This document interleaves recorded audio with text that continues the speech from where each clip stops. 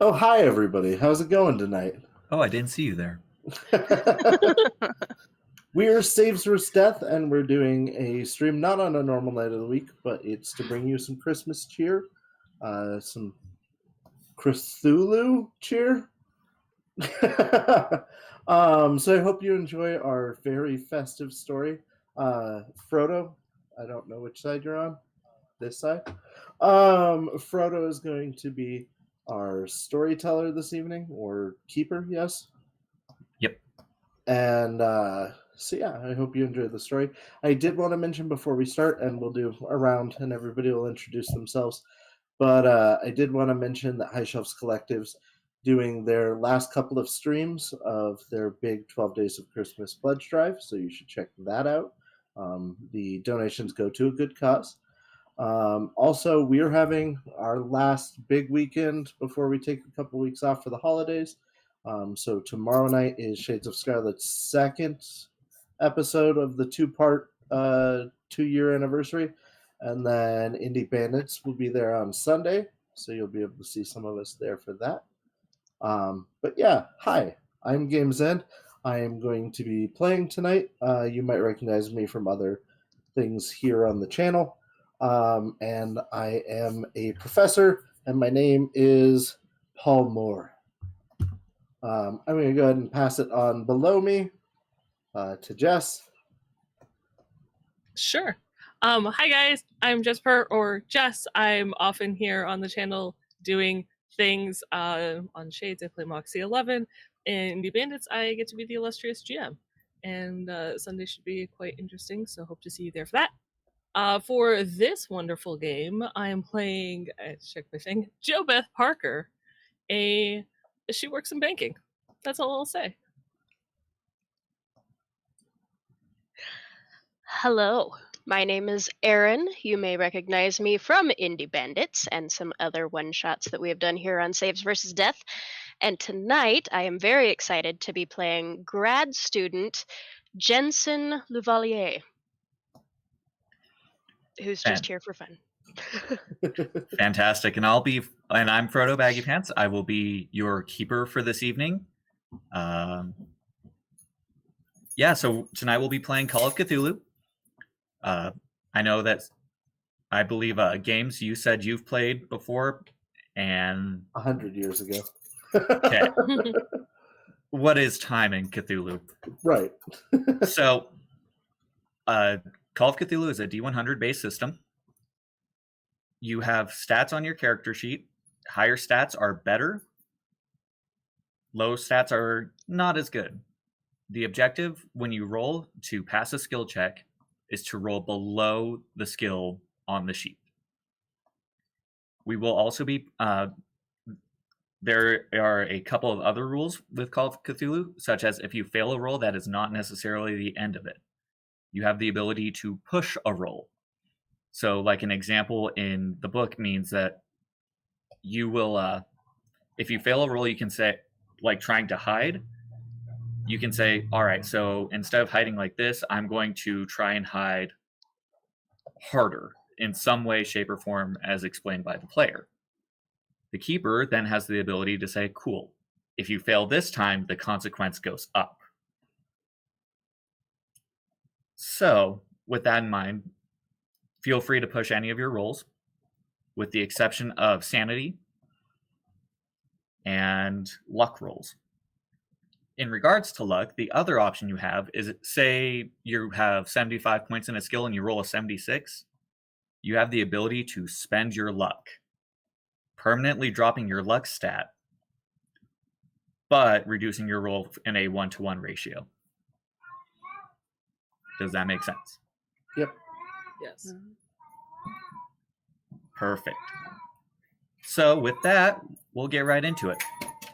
The year is 1923. We are participating in the Arkham Christmas Tree Contest. You three are all on one team, competing against another team of locals.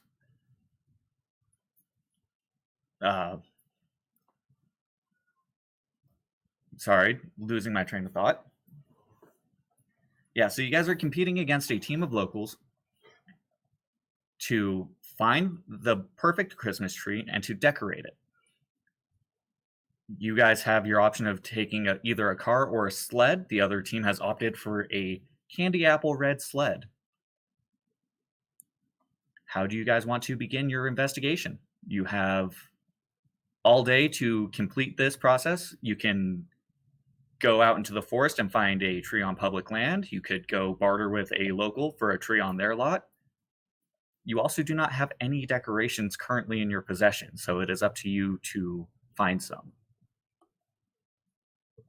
Okay. Do we have access to a sled if we go that route?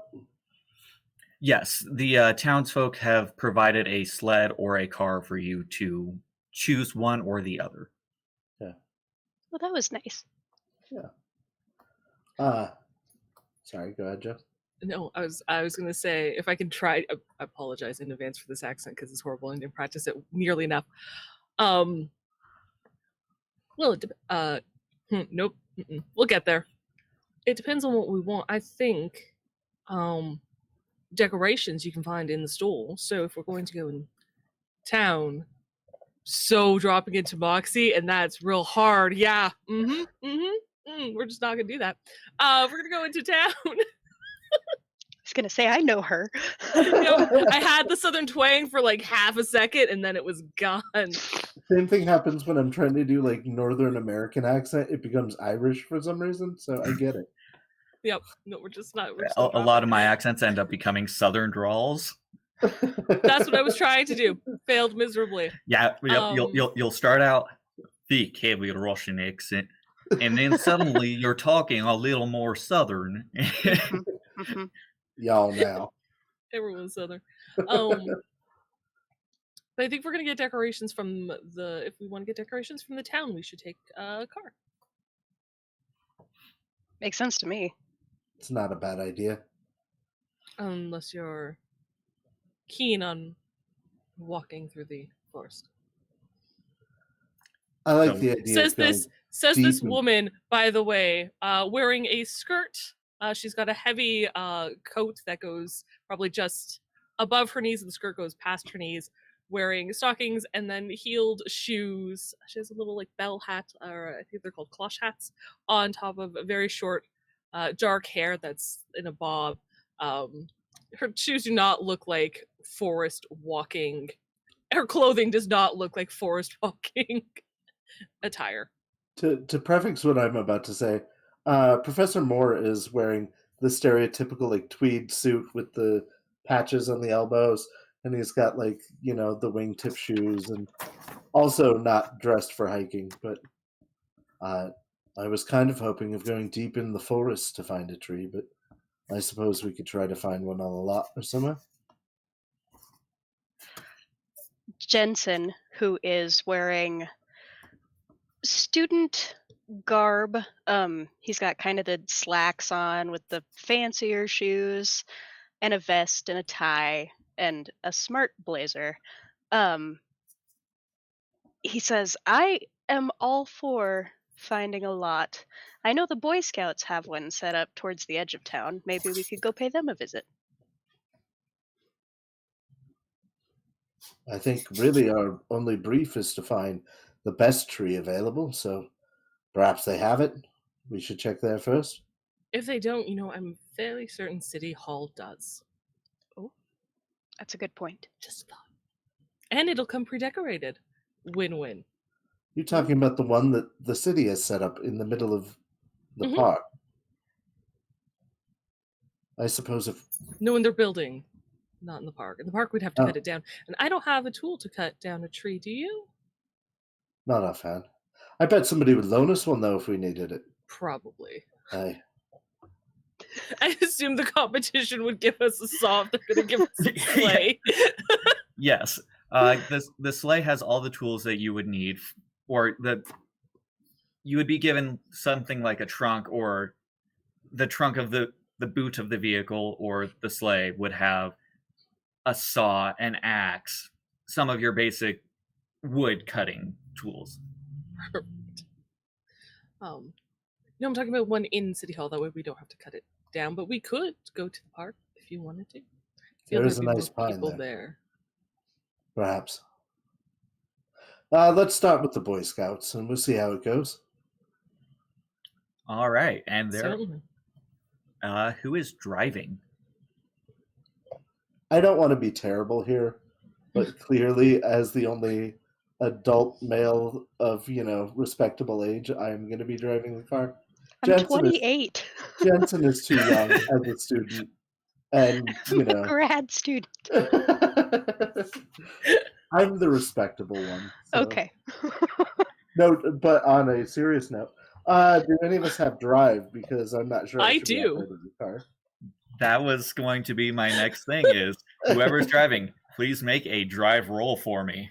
Though if you have drive auto, by all means, go right ahead. No, I'll let you drive this time. Mine's not great. Are you sure? The one person who can drive. The one that Professor Moore was like, as the only one qualified. I think Joe Beth promptly goes, "That's cute," takes the keys and gets in the front driver's side. Yes. She has no time for your 1920s misogyny. All right, go ahead and make an automotive roll. Oh, I want to roll lower than my score, right? Yeah. Uh-huh. Okay, cool. So, my score is a 40. Okay. And I got a 45. Okay. So that's close. That is close, but it is not a pass. I know. Again, you have the option to spend luck, permanently reducing your luck roll, or you can try and describe to me how you would drive harder in order to gain a reroll. And I would lower. So would I have to spend 5-6 points of luck to? You would have to spend 5 points of luck to reduce that down to a 40. We're gonna spend 5 points of luck because it's a one shot, and you know what? It was close enough where it was only off by 5, not 20. I'm gonna do that. Fantastic. Mostly to prove a point to the professor that I can drive. No other reason. All right, so you're able to drive down to the. I'm trying to think. Would there be a Methodist church at this in the 1920s? I'd assume so. Yeah. So you guys go down. You guys go down to the Methodist church where the Boy Scouts have set up a Christmas tree lot. And go ahead and make knowledge nature rolls. Or natural world. Yes.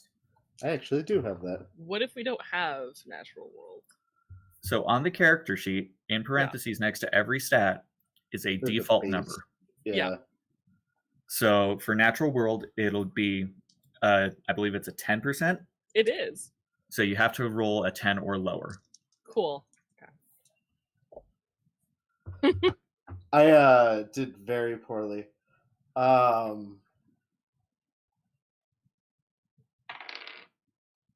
I'm going to hope one of you passes before I decide to push. I got an 8. Very nice. Nice.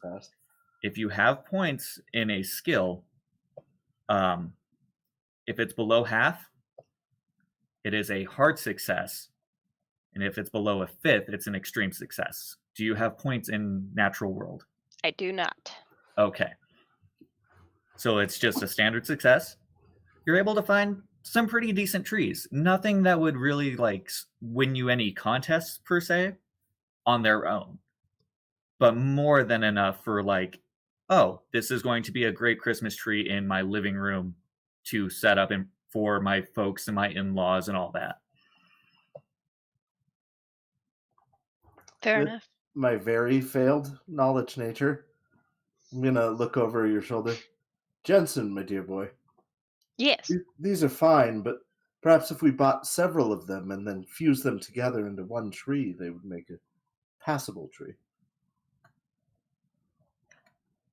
I see your point. I'm not sure that the science yet exists that allows us to do such a thing. Perhaps we would be better off at the city hall. Okay.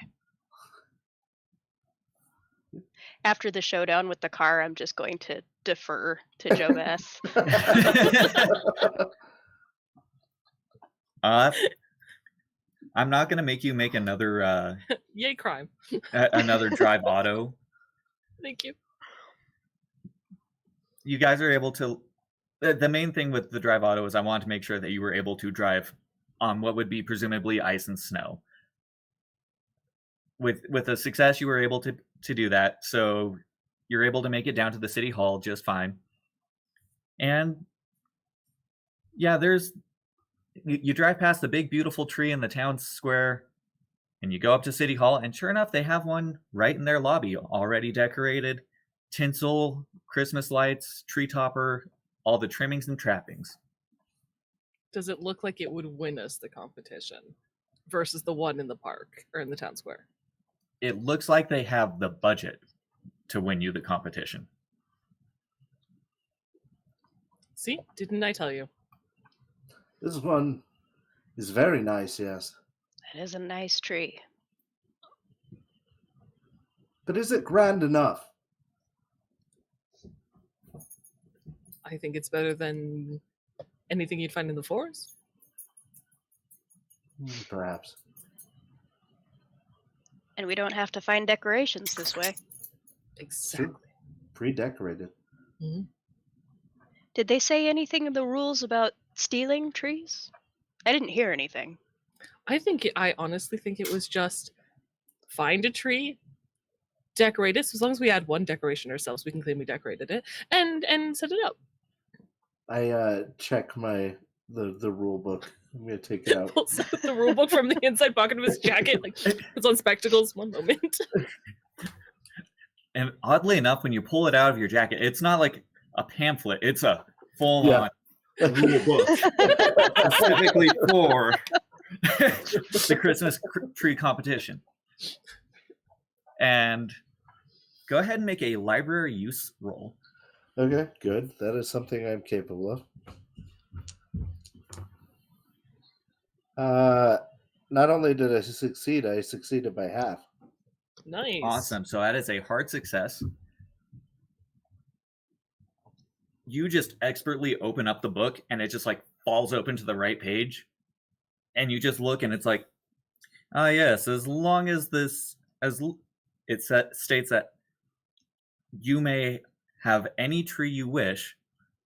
However, if there is suspect that the tree has been stolen from private property or any ill-gotten means, the townsfolk have the right to challenge you as to where you found the tree to check where it is from. All right, so there's good news and bad news. Letter of the law, we could have this tree. If they believe the tree is stolen, then we have to provide where we got it from and make sure that it's not illegal. So they may miss this one. They may miss this one. Yeah. There's a fair chance they'll recognize it.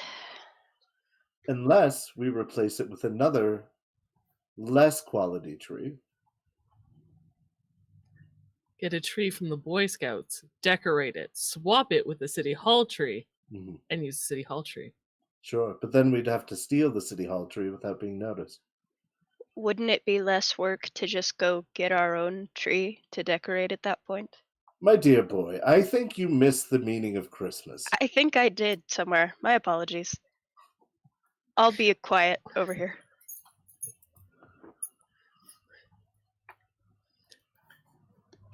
I think the professor's onto something, because this one won't be as nice as the one that they currently have. Clearly, we want the one at City Hall. So we're going to make a not as pretty one, and that way when we say that we did it ourselves and they go to check City Hall, it will still have a tree. And we will have fulfilled all necessary requirements of the competition. I am but a humble student. There's much to learn, child. There is. It's good that you don't ask too many questions. That'll get you far. Thank you.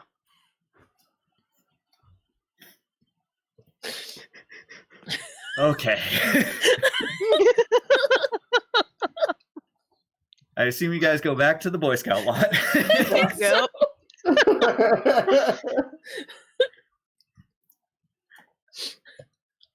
Someone roll a credit rating check. So that's another advantage of the Call of Cthulhu system, is that you do not necessarily need to count money as much as you have to look like you can afford it. So passing a credit rating would essentially be like, no, I'm good for it. So I would like to spend 13 luck. oh no. Go ahead. Credit rating. I've rolled really well tonight, which is a problem. Yeah. I have a D100 set that will always get me in the top 90s. Well then.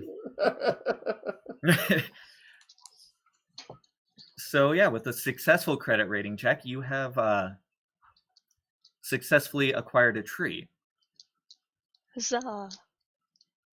Now you Step have to 1 decorate complete. All right. So we are going to need some popcorn and baubles of sort, string, candles. it. Christmas lights were invented in the 1920s. Yeah, but those are fancy. If you want to burn the tree down, which we don't want to do, we want to win. I mean, we'd be burning down the tree in City Hall, which would cause a great distraction. But let's not do that.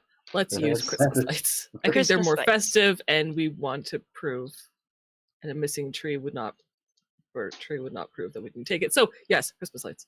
Do you know anyone in town that sells Christmas lights? I assume the hardware store would have some. Perhaps. Let us be off. I drive to the hardware store.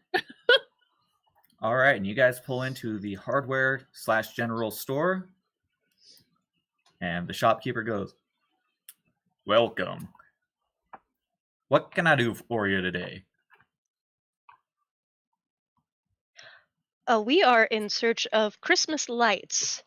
I know it's late in the season, but perhaps you still have some in stock.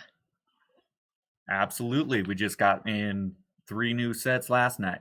Oh, that's wonderful. Thank you very much. We'll go take a look. He ushers Well, you if down. they're looking at lights, can I walk around the store looking for decorations? Absolutely. Go ahead and make... I'm trying to think of what a good stat for that would be.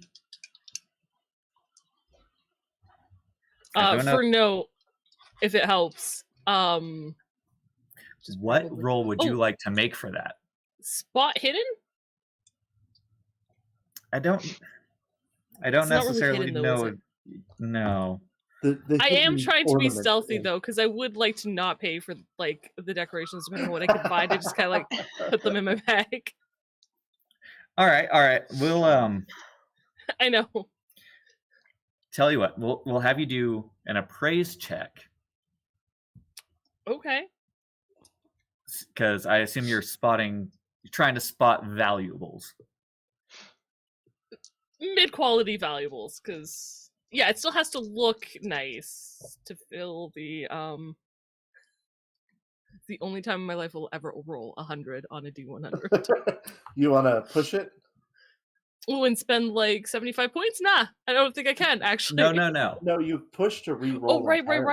Yes, That's you not have the ability to essentially barter with me to try and gain advantage. Over decoration. No, I feel like if I'm going to push something horrible, it's going to be when we're stealing the tree. Not here, not for decorations in a hardware store. I will save that. Okay. So as you're perusing the hardware store, you pass over what appears to be beautiful glass, hand-blown glass ornaments. And you find a bag of popcorn. I will pick up the bag of popcorn. I won't even try to steal it. I will just take the bag of popcorn and reconvene with my group. Gentlemen, do you think that perhaps they have their ornaments and decorations already? The other team.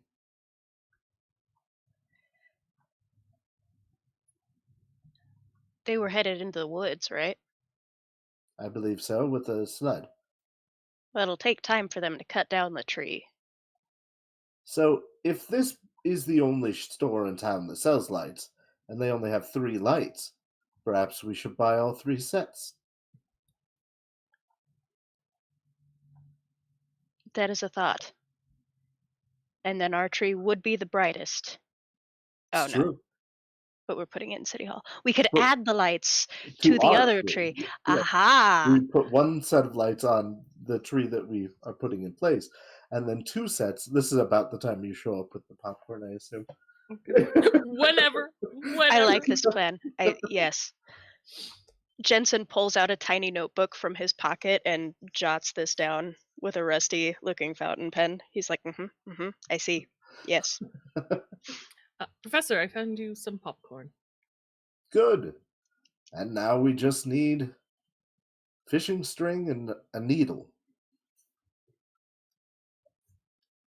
I would assume at least one of you would have a needle or like a small sewing kit with you. Seeing as you guys are visiting from out of town, being able to mend your own clothes would be an important skill to have. I do not have it. I feel like Jobeth probably would, but it feels wrong to add that to my sheet despite the fact that he's like, you can have this. It's okay. Tell you what. You may not have one, but there may have been one in the hotel that you were staying in. Right. Okay. I happen to have a sewing kit with needle and thread. Good. We're most of the Fantastic. way there. Okay, how is it that you are wishing to acquire 3 sets of Christmas lights? I would like to...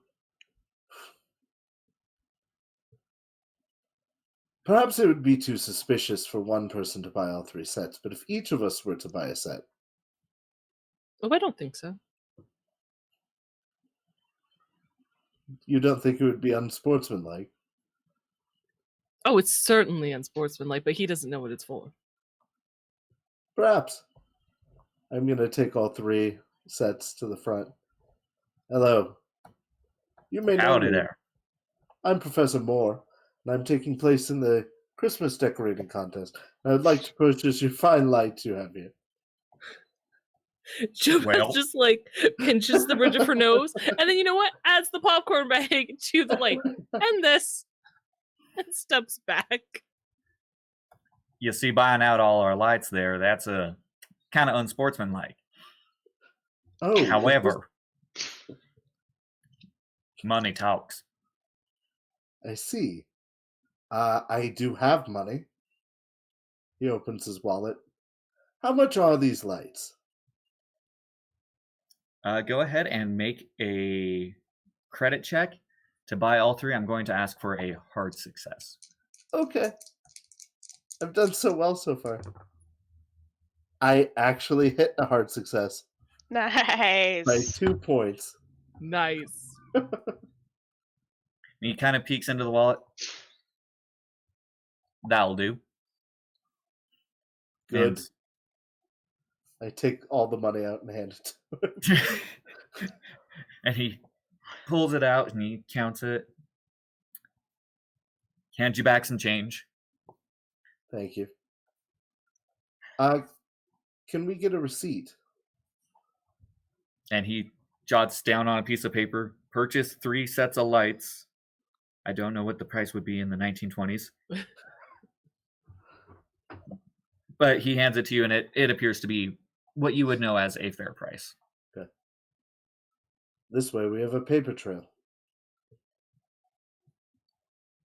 I like the way you think. Put that in my wallet. Jensen Perfect. writes in his notebook again. Evidence. Jobeth's gonna wait for it to be bagged up. And then take the bag. Thank you very much. And walk out. I follow. Once they're safely at the car and out of earshot of the storekeep, Professor, remember when I said it's only unsportsmanlike if they knew what it was for? Right. That means you don't tell them what it's for, or else you run into problems like that. Perhaps I was a little confused, and for that I apologize. In the You future, teach the young minds? I do. I teach greater concepts, though, than Christmas decorating. So, Bigger picture type stuff. yes, the bigger picture, if you will. She takes a deep breath, sighs, puts the bag in the car. So where to next? We will need to string this popcorn and come up with ornaments. Any ideas for ornaments?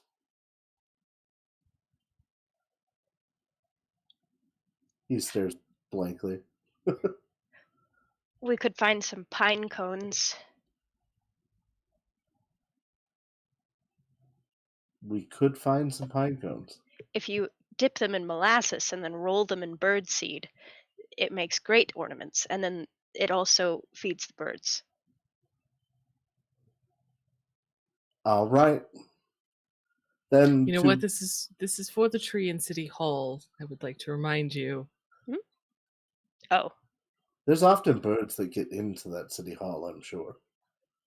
It's like a Home Depot in there. Do you, do you remember what the tree looked like? The one in City Hall that we went to see earlier. It would be a menace to a live bird. If anything, we're doing a good thing. We want to put a tree there that's similar, just not as nice. Ah, So we'll need tinsel and garland and proper ornaments.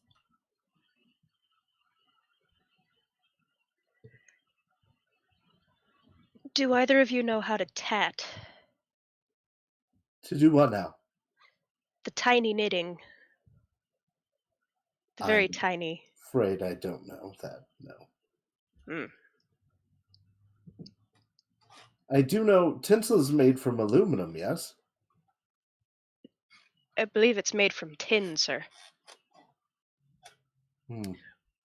That would make sense. I think I know where you're going with that. That could possibly work.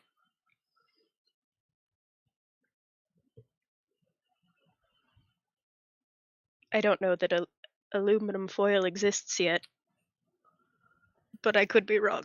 This is around the time that it was invented, I believe. I don't think so. If not, we should invent it. We should make millions.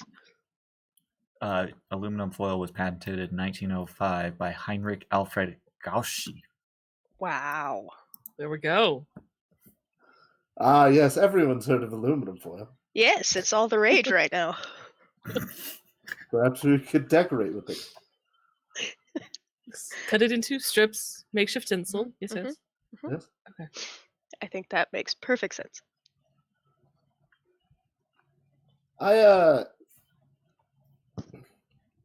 don't want to be crass or improper here, but I am starting to run low on funds, as buying the lights was very expensive. So if we could be more conscious of our budget. Of course. Certainly.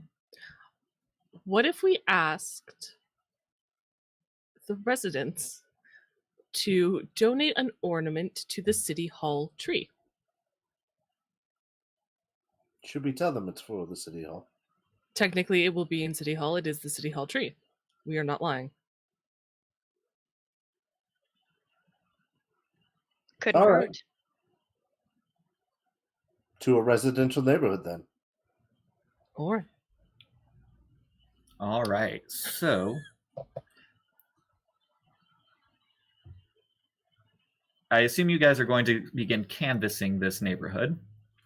yes, going door to door asking for a decoration from the household to help with the City Hat in Hall. hand. Yes, the City Hall tree, because they want to make it more like the community. They want to showcase aspects of the community, and they're asking for one ornament from every house be The displayed spirit of on the City Hall this tree. season is coming together, and Yes. For that reason, we want something that symbolizes each person. I would like each of you to make a fast talk, persuade, or intimidate roll, and I will give you advantage. So roll twice, take the higher tens place. God. If you give me a sample of what that would look like. Okay. I rolled a 3 on my first roll, so I'm going to go ahead and just stop there. Yeah. You were Greetings. solid, buddy. Ma'am. Sorry to bother you so early on this lovely day. I am walking door to door, doing some good work for the local city hall, and I'm hoping that you might spare a moment of your time. Thank you very much. So, we are taking donations for the Christmas tree going up at the city hall, and to showcase our love of community and all of us coming together for this wonderful holiday. We're hoping that each house in each neighborhood would donate an ornament for us to add to the tree. I'll accept it. Go ahead. Yes. And I said take the higher. I meant take the lower. Goodness. Right, the Right. more beneficial. The more beneficial. I'm going to keep that. Yes. So I got could roll twice. 31. Awesome. And my persuade is 50. Perfect. And Joe Beth, what did you say your roll was? Did my earlier speech count? Was it a persuasion, intimidate? It was a or- persuasion. Okay. I was going to roll persuasion. And I rolled a 9. I have no points in persuade, so I had to beat a 10. Good So Nailed it. Right? with 2 successes, you both are able to find a handful of people that are willing to donate some generic, not necessarily top shelf quality. However, Professor Moore, with your professionalism and your pomp, you practically talk at least one person out of what can almost assuredly be a family heirloom. So you managed to get a small handful of you as a group. You managed to get a good smattering of like what we would call like Target brand baubles, like you can buy in bulk, and at least a few really nice, almost like the ones that you had passed by in the hardware store earlier, hand blown, very valuable pieces that you could almost sell for money. Nice.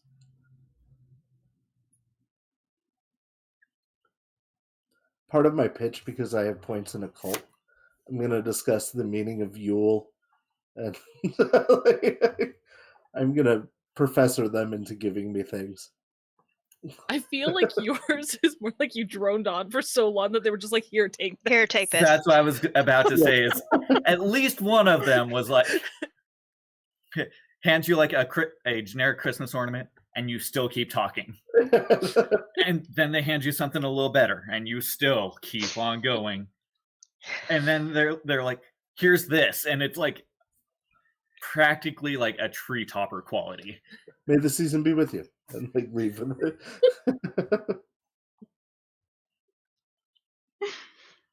Incredible. All right, so you have a tree, you've got ornaments, you've got some tinsel, or maybe not tinsel, but some ornaments, the popcorn garland. All that seems to be missing now from your tree is a topper and a skirt.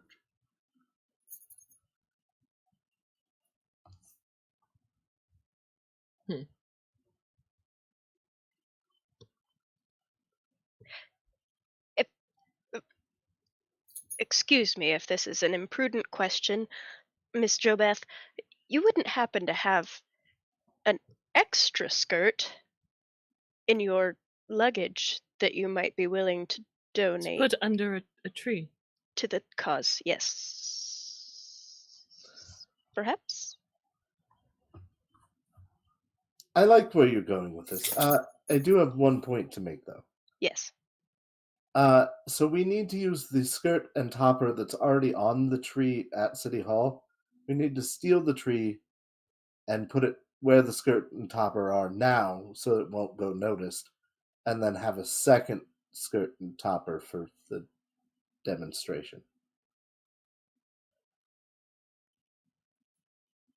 What? You I wouldn't did- know. You would notice the skirt being different on the tree, or the angel atop. Yes. The skirt, yes, but the angel, I feel like since we got all these residential ornaments and this is the pitch that we're going to make to City Hall, that for a day, someone in, we'll have to find who would be responsible for it or just make up some name, wanted to host this for a day, and therefore we can use any of our toppers on the tree that'll be temporarily in City Hall. But the skirt, you're right, I think they'd notice if it was a different skirt. Fair enough. So we will need to come up with at least a skirt, but the original skirt will need to stay in place. Right. Yes.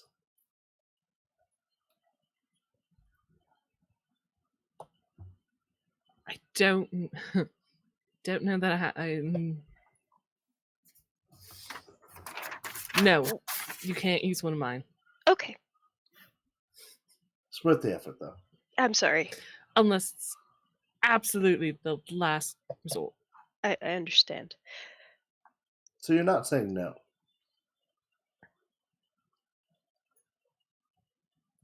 For now, I am. Understood. Okay. I'm not sure you do, but we're going to go with it. So where do we find a tree skirt? Well, it should look as though it sits atop a hill, yes? That's kind of the theory behind the tree skirt. Sure. I thought they were just to catch the needles. Well, practically, yes, but they're to symbolize the ground which the tree is growing from. Huh. Hadn't ever thought of it that way. Is See, it there... comes from the practice of Yule, when you bring a live tree into the house, Mhm. so that you could bring new life on into the new year. Hey, And Professor, does the school happen to have a tree skirt around one of their trees? Miskatonic has many beautiful trees. So maybe we could borrow one for an evening? I do have keys to the faculty building, but as a traveling Wonderful. professor, I'm not sure I have the pull to officially borrow something. Then we'll work on that thing of not telling people what you really need it for. If no one sees us, you were given full permission. There's some very nice purple cloth at the university we could use. Sure. Jensen head is to the- now taking notes on what Joe Beth says.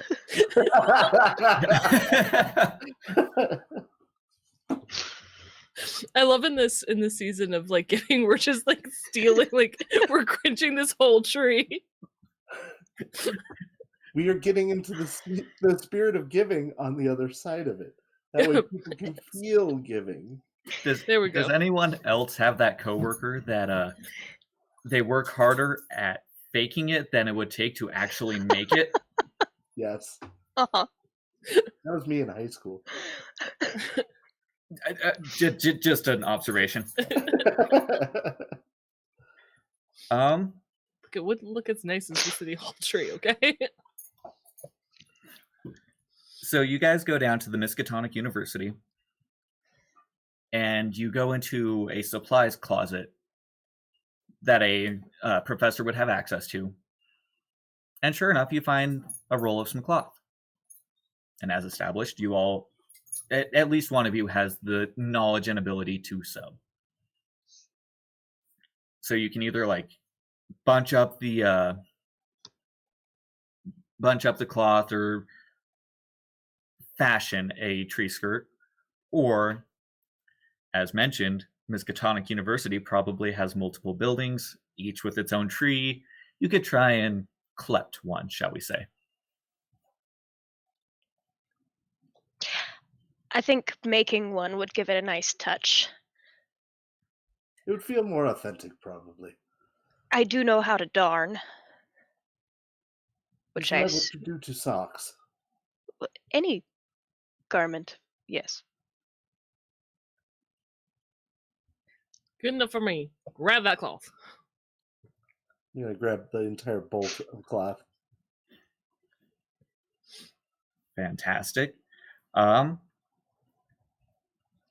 you guys are attempting to leave with said cloth, another professor stops you in the hall. You do know that all supplies do belong to the school and cannot necessarily leave the school properties without good reason. What is the reason that you would be needing this? Oh, I apologize. Have you met Jensen, graduate student recent? Hello. Very nice Mm, to meet you. I extend my hand. And he extends his and shakes your hand, slips you 5, and I've seen them around. Go ahead. Good. I start to turn and go. Make a. We'll call this a fast talk. All right. Oh, buddy, no. As I start to turn, I realize that just brushing them off probably isn't going to work. So instead, I'm going to turn back around. It's actually a study into mythologies, if you will. So you know the early Norse mythologies around the Christmas holiday. But have you ever heard of the Lower Germanic mythologies? Make a luck roll for me. I would love to do that. Thank you.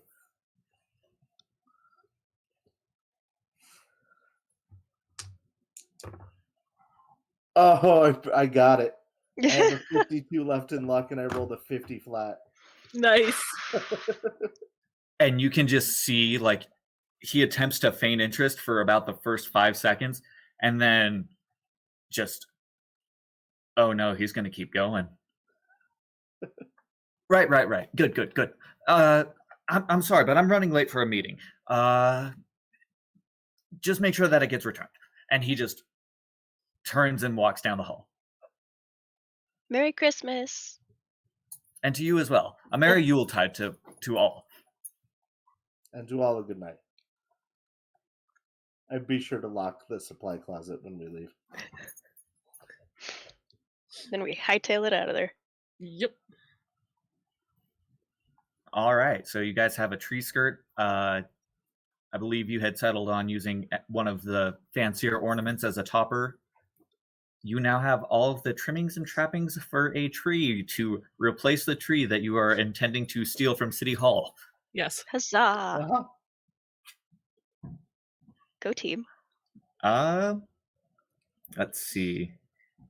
This is what happens when you let the criminal plan things. I'm just saying. Are you a criminal? Out of character?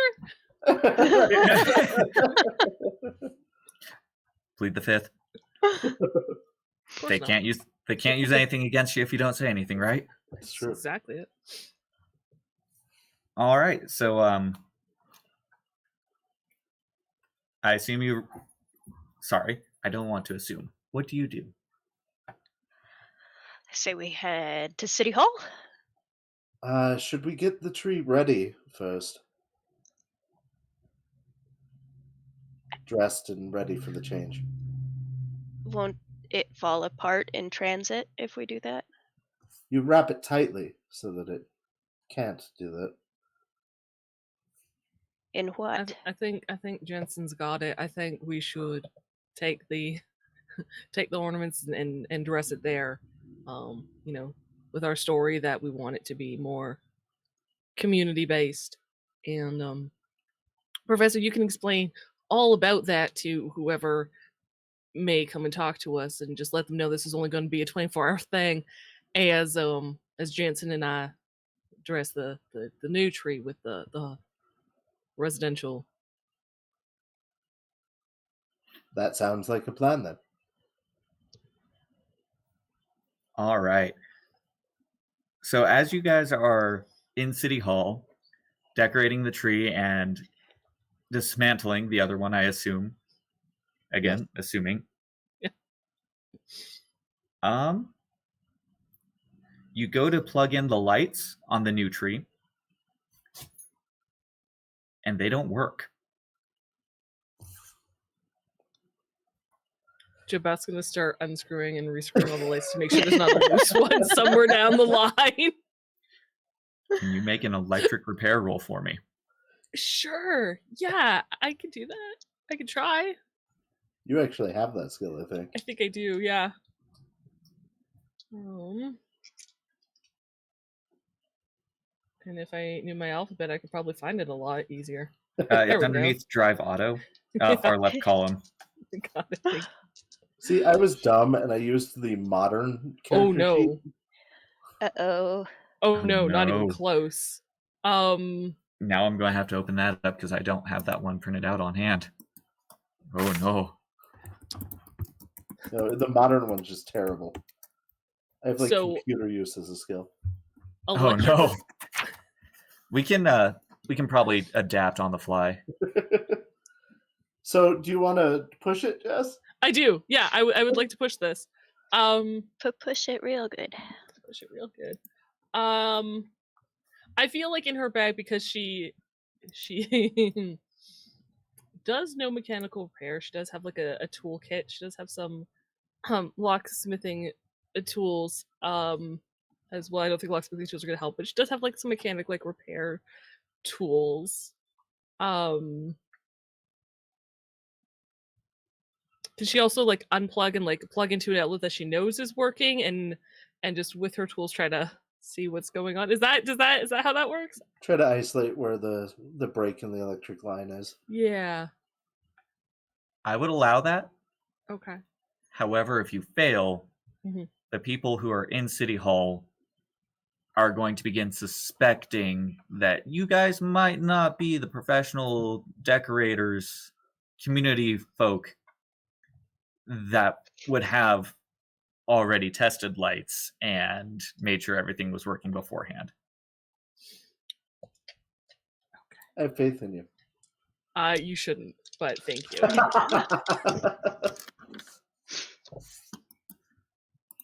Also, That- the modern character sheet appears to be very similar, with It's the close. exception of electronics and computer use. Yeah.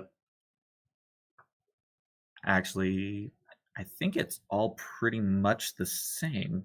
Yeah, I with just the exception printed of the those. wrong one, and then when I was going through character creation, I was like, it'll be fine. And it will be. I failed horribly again. No! So I have 40 in the skill. I rolled an 86 the first time and an 80 the second. Oh. Yikes. So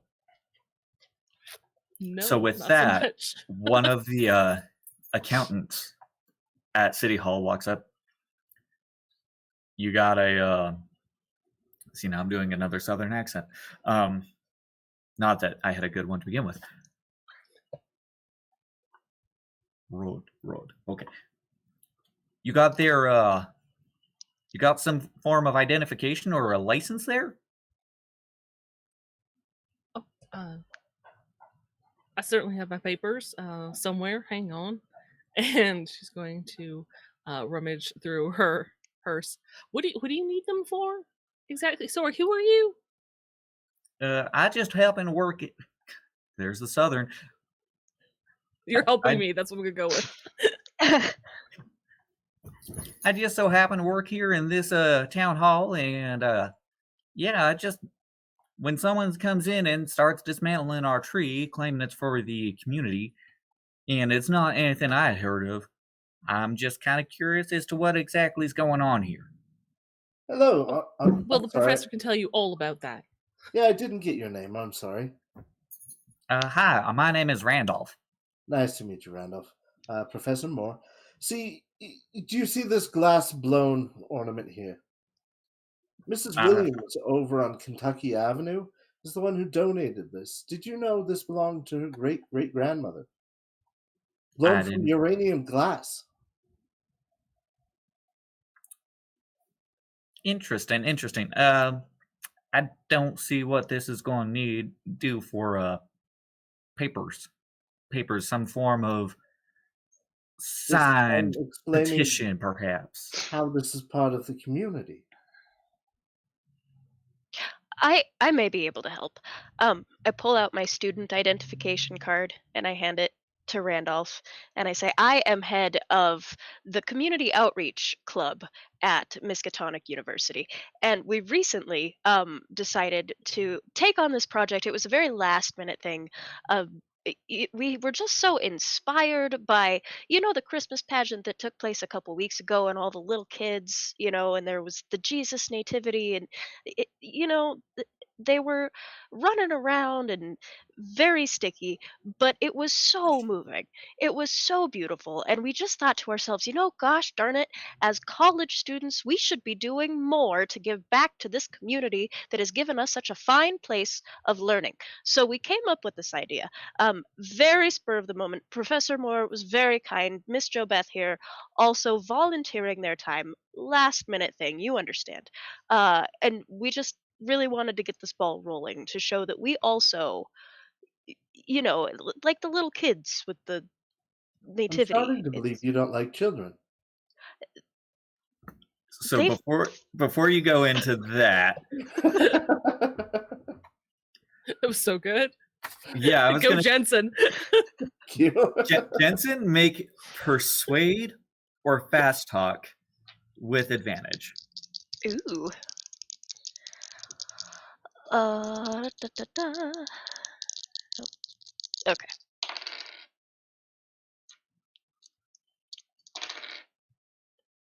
Ooh. Okay.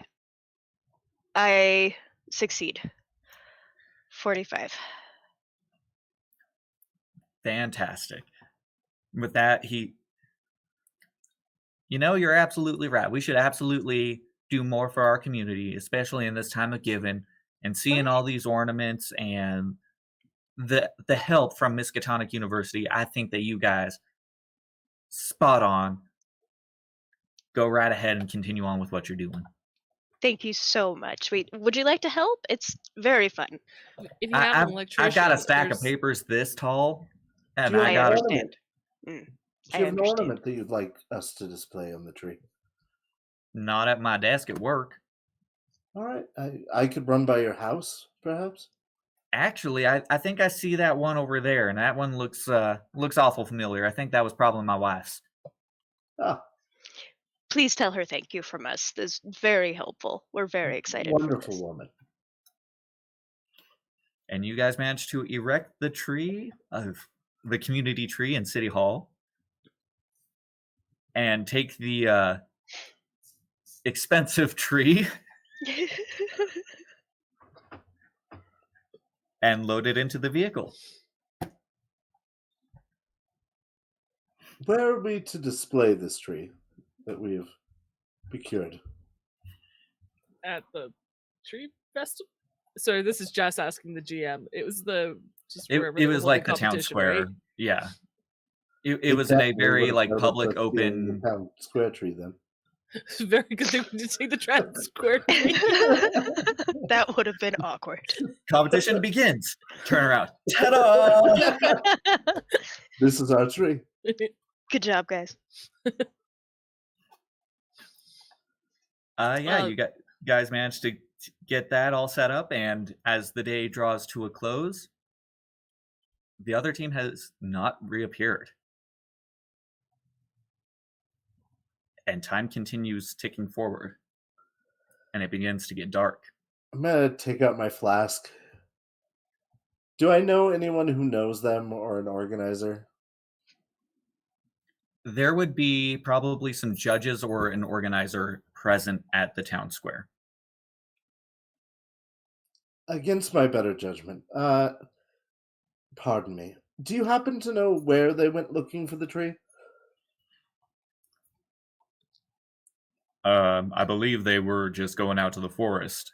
However, they have not been seen buying anything as far as decorations.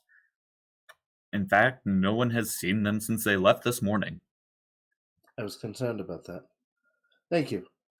I'm going to return to my group. Well, I've got bad news. We may not win this competition, as our competition seems to be missing. So Oh, unless no. perhaps we locate them, then there isn't much of a competition, yes? Doesn't that just mean we win by default? That means there isn't a competition. You have to have 2 participants for a competition.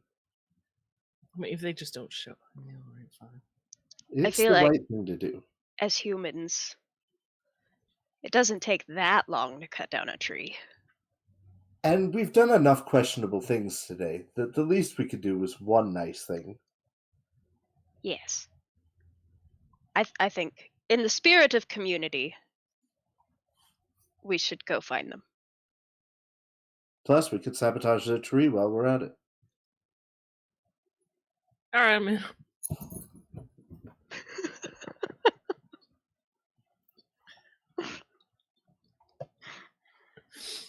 So we will follow their... For community. Yeah, for community. For community. You know which where in the forest they started? I assume we'll just follow their sleigh tracks, and it'll lead us right there. We're gonna drive to the edge of the forest and look for sleigh tracks, and then that's where we'll stop. All right. Yeah, you guys follow. Before you take off, he goes, all right, they were heading for the forest east of town. East. You're in Massachusetts. West of town. That's the ocean, sir. No wonder they're lost.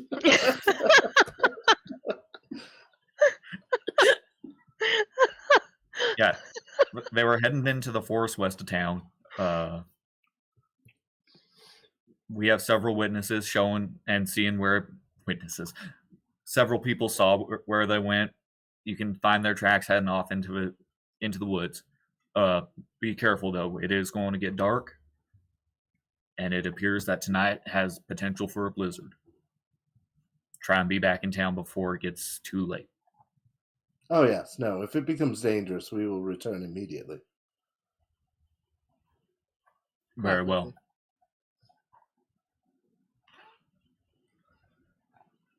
I'm going to go put on a thicker coat.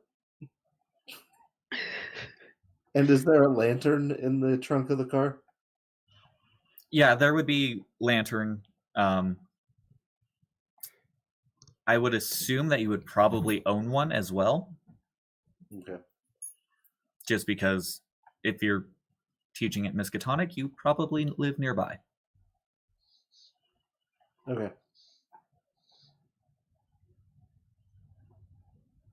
Joe Beth drives them west to the forest, and we'll park with the lights pointing into the forest, like into the trees where the tracks are going, not just so that we can see where we're going, but so we can see where the lights are when we come back. Very good. Yeah, you park on the edge of the road. Kind of go off-road just a little bit, just enough to point the headlights in the direction of the woods.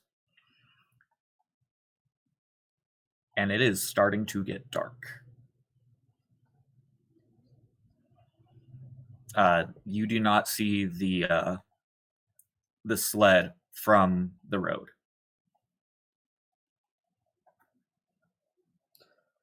Jensen, Yes. you're a good moral child, yes? I like to think so. Yes. So, Also, I'm 28. yes, child.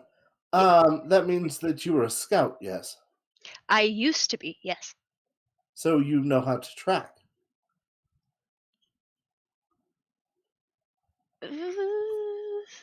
They're sleigh lines. You'll be fine. Yes, I could probably track that. Good. I will allow you to lead us then. Thank you, sir. May I carry the lantern? Of course. I Thank hand you. my lantern over. Thank you. I take out my pipe and light my pipe. Jobeth yes, puts on some gloves. No, a lunt. I mean, the professor with this flask. I wasn't judging.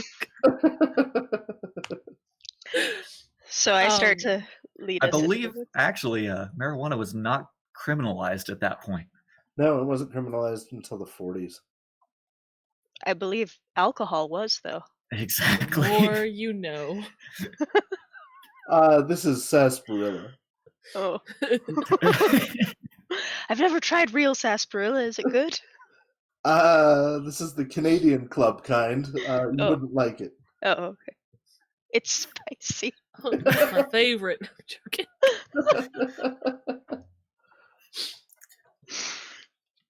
Okay. I start leading us into the woods. Okay. And as you enter the woods, you continue following the tracks without much difficulty. And they continue. And they continue. And they continue. You figure that following the sled and the horse tracks, you guys follow them for roughly 1 to 2 hours. You are miles into the forest. It wouldn't be an unreasonable distance on sled or on horseback. But for you on foot,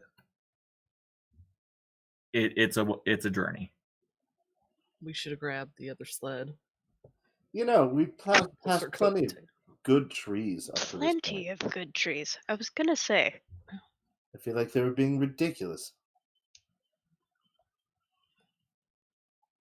And before long, the woods get thicker and thicker until you cannot see the sky overhead. And it's dark and cold. And it's beginning to snow lightly. The snow's much more than this. I say we turn back and get a search party. This feels like something we should call the sheriff for. Perhaps we are not professionals when it comes to looking for lost sleighs. You are a professor. Jobeth, did you say what you did professionally? I didn't think No. I caught it. No. Oh, I okay. didn't. Well, I dropped out of Boy Scouts, so I think there are probably plenty who are better suited to this than I am.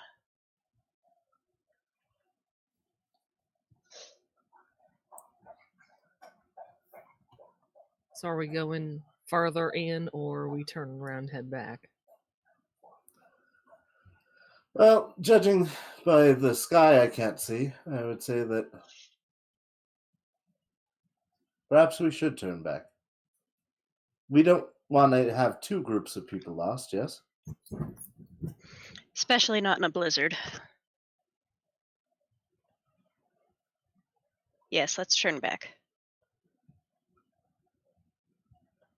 All right, and you guys... After you, Jensen.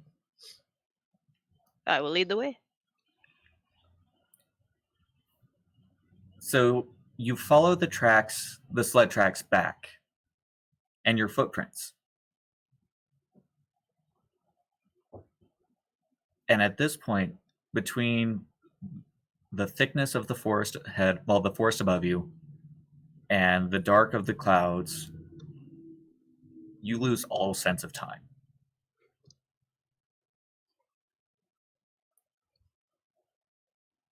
And when you think that you're finally at the edge of the woods following the tracks, you find that you're actually in a small clearing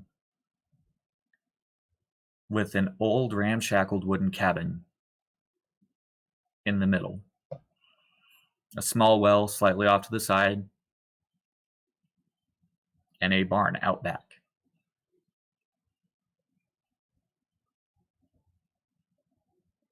Is there smoke coming from the chimney, or does it look abandoned? There is a hole in the roof from where the ceiling had collapsed. And there is no smoke from the chimney. And the tracks lead to this? Yes. Or near it? And the snow is beginning to fall heavier and heavier. And the tracks are getting kind of muddied and kind of muted. Can we see the sky? In the clearing, yes. You see the sky, and it is the glowing orange of snow clouds at night. Okay. We did turn back, yes? We did. I don't remember this, though. Yes, I don't remember clearing either. But perhaps taking some shelter here wouldn't be a bad thing. I think that's a good idea. We may have to wait the night. Judging the hole in the roof of the shack, though, we may be able to find supplies in there, but it wouldn't be much good for shelter. The barn may be better suited. Very true. JoBeth would like to pull out her pocket watch. What time is it? Shining the light on the pocket watch, it appears you forgot to wind it.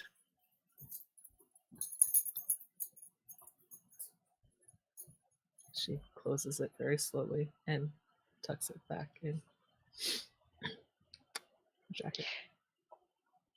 Let's go take a look. Maybe they took shelter here too. Perhaps. I'm gonna go to the Perhaps shack. I stopped when you started talking. Perhaps one of you should call out, if they're here.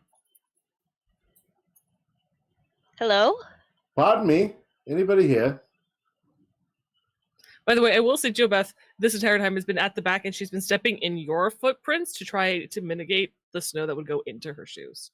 So she's walking a little awkwardly, but following in. I was going to say your outfit was not designed for this. Nope. So, calling out, you are greeted by not even an echo, just the eerie silence of, well, silence.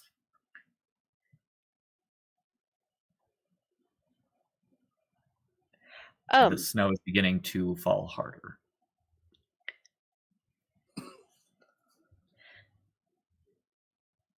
Well, apparently they're not here, but we should get out of this weather, especially for Miss JoBeth's sake. She needs a fire. Do you want to take her to the barn and start looking for a place for us to set up, and I will check the cabin to see if there's supplies like cut wood? Sure. Yes, absolutely. Please follow me, Miss JoBeth. As we split the party, whose side do we want to follow first? The professor. Yeah, well, follow me. Since this was his idea. I like that. Yeah, let's go. Okay. Following the professor. You approach the cabin. Door is hung loosely by the lower hinge. The top hinge has long since rusted away. Any attempt at locking the cabin would have been lost to time.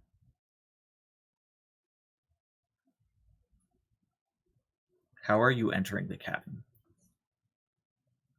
I'm going to announce my approach as I'm coming up to it. Are there any stairs or anything, or is it on ground level? It would have a small porch, just enough to keep like water or anything flowing into it. Okay. I'm gonna put my foot on the first stair and like tap loudly. Hello? Anyone here? Silence. I'm gonna come inside now.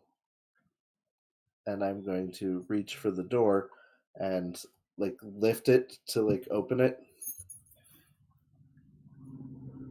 And it gives.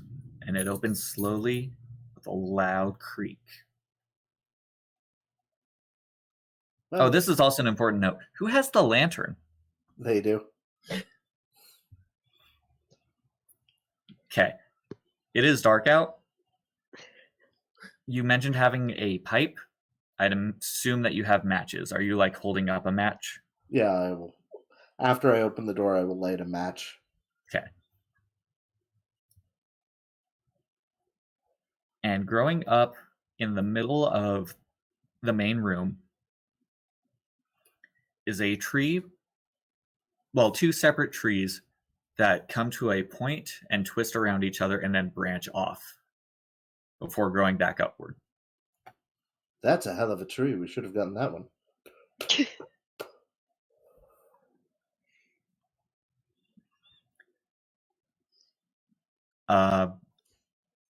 What are you looking for?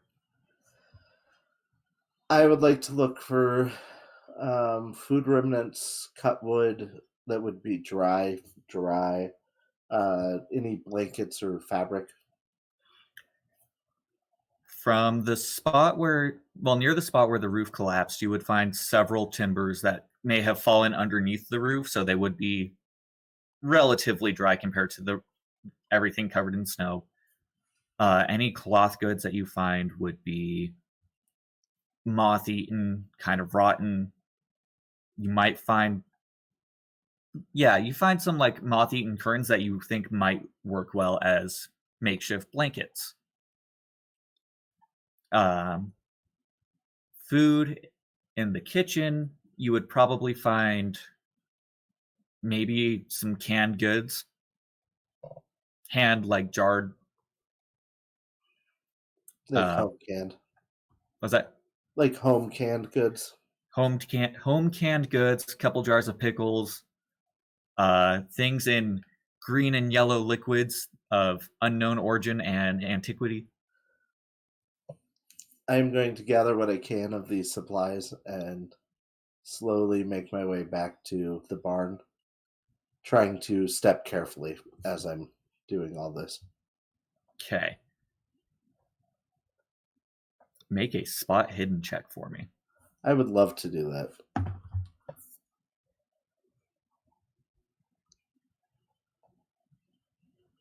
Who makes a Call of Cthulhu character without a spot hidden? Oh, I did. Do have it. Hey. Spot hidden, also known as perception. I failed horribly. Okay. Yeah, I'm going to just allow the failure. Because I failed by 30, and I don't want to spend that much more of my luck. You could push. You can push it. I don't know how to push finding something that's hidden. Push it real good. That's kind of what I was thinking that's kind of why I'm hesitant to use spot hidden as perception. Yeah. Because spot hidden in my mind is more like investigation. Mm-hmm. It's less passive and more of an active thing. Right. I suppose you could like always like lower the match closer to like the floor so you can see like if there's any cracks or because you're trying to walk carefully, right? Of any boards that are broken. That's the only thing I could think of. I have an idea to push it.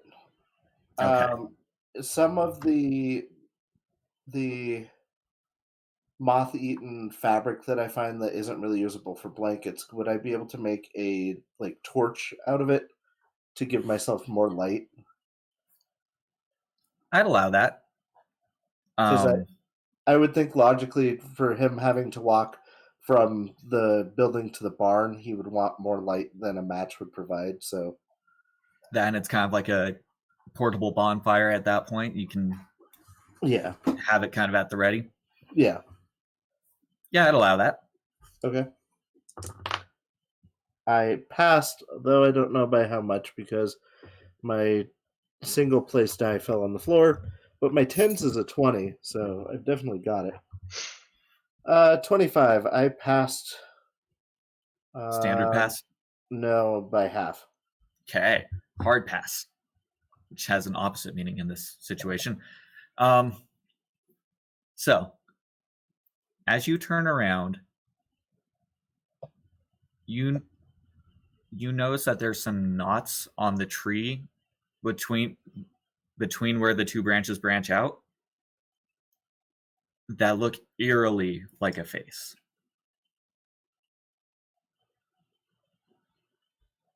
I'm going to back away from the tree. And you feel like you're being watched. So back to group number 2. Ah. I'm sure the barn's much safer. Yeah, this Yeah. is gonna go so great. Jensen has noticed that Jobeth is attempting to walk in his shoe prints, so he's trying to shuffle a little bit more to make it easier on her. And getting more snow in his boots too. Yeah. She appreciates this. Got you. Okay.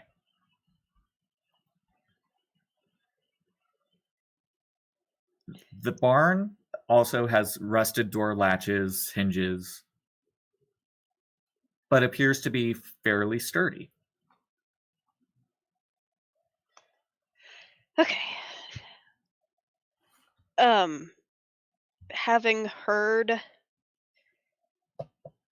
Professor Moore, I'm gonna call out before I try to open the door. And just, hello? Is there anyone in there? And I don't really wait for an answer, but Okay. I announce our presence. We're coming in. I'm a man and it's the 20s. Can do what I want. Okay. You're learning. You open the door and you shine the light. Is this a directional lantern or is this like a classic oil lamp? I assumed it was like a bullseye lamp. Okay. One of the directional. Okay. So as you open the door, you kind of swing the directional lantern. You kind of look around and you don't see anything until the light falls on the floor. And there is a large circle drawn in charcoal with several lines, patterns, eerily perfectly circular.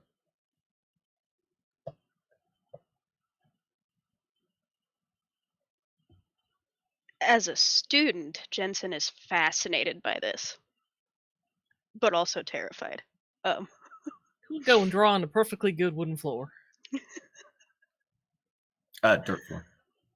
Dirt floor. Dirt. Why? Who would put flooring in a barn? City slickers. Yeah.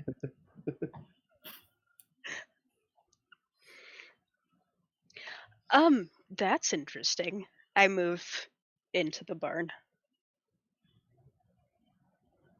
Jobeth follows, closes the door a little bit just to keep the chill out, but open enough for Professor Moore to know that we've entered at the very least. All right.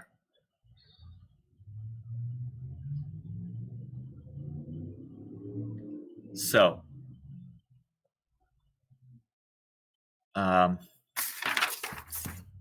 Jobeth, Yeah? make a dexterity check. How do I do this? I would love to.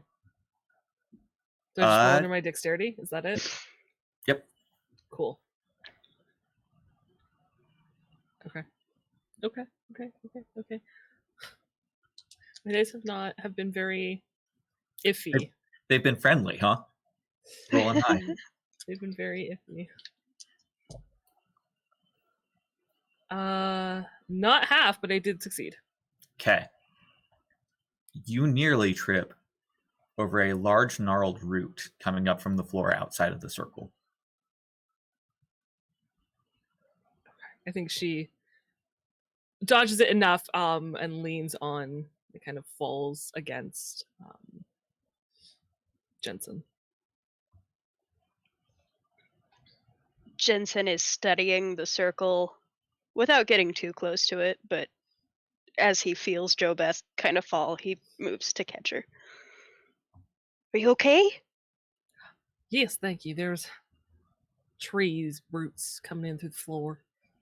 Oh, Someone has not maintained this for some time, would be my guess. it looks like it's been abandoned for quite a while. But then this thing.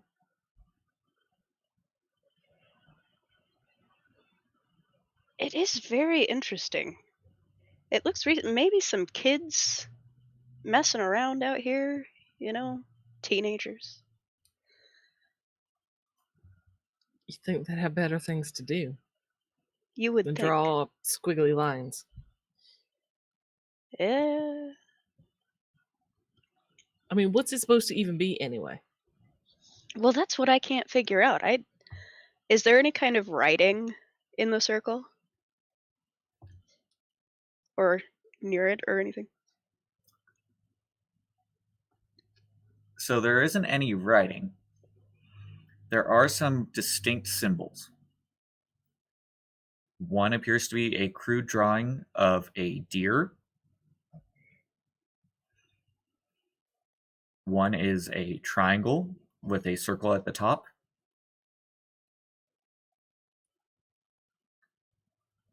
And one appears to be in the shape of a hook.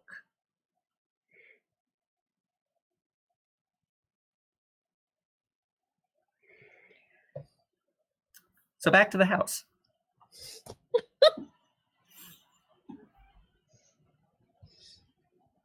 When we left you, you were... I startled. Ah, jeez.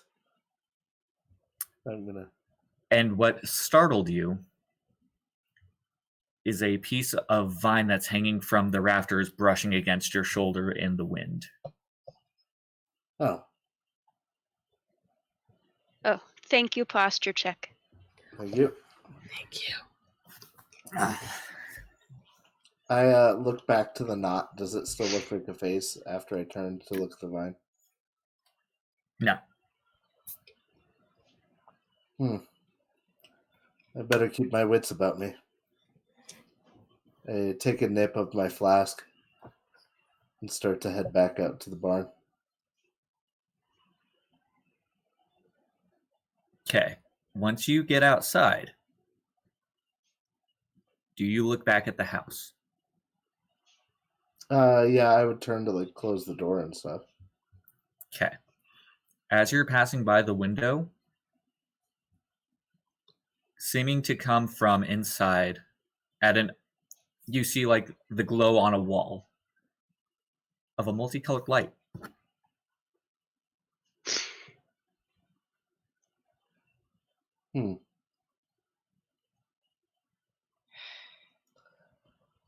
I'm going to continue heading to the barn as if I did not notice this.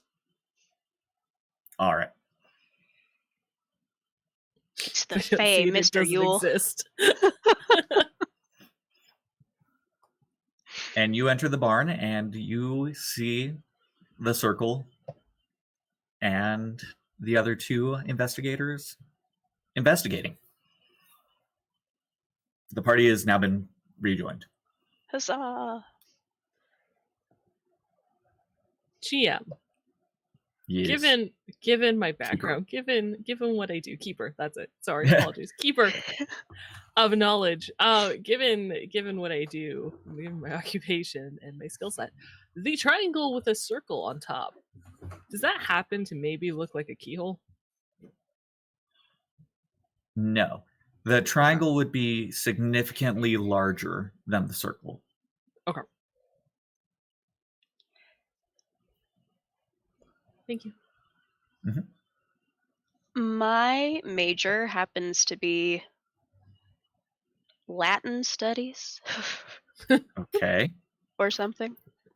As a student of Miskatonic, I feel like that is pretty par for the course. Yeah, so I know Latin. Is that helpful in any way here? Probably not. I'm going to say no. Okay. out of character, the moment you started describing the sigil, I was like, whose sigil is that? Like, trying to figure But in character, my character knows nothing about anything. Out of character. Yeah, good luck. Yeah.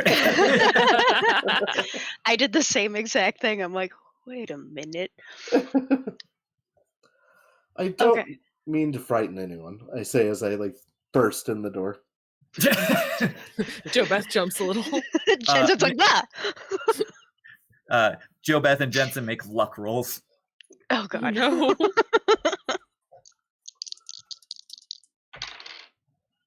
Oh, okay, I'm fine. That's 53. another 100. I'm not. Nice.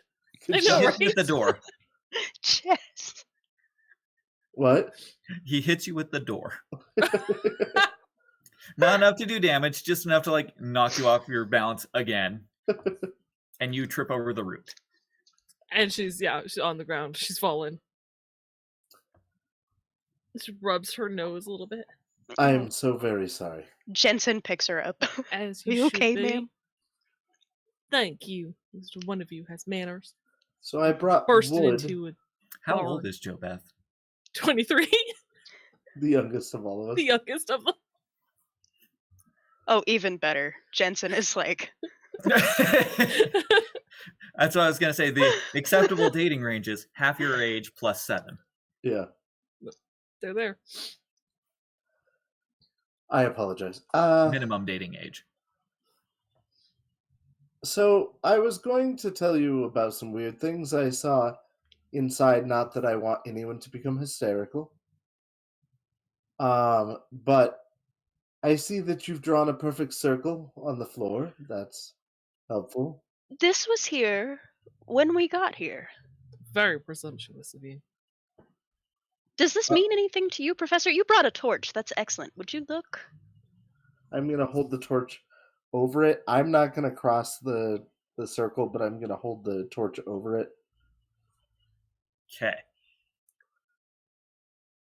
Now that you have less directional light and more ambient light, you see that there are several roots that all seem to be growing in towards the circle in an almost direct path, but none crossing into the circle, and the circle itself, the floor remains completely flat.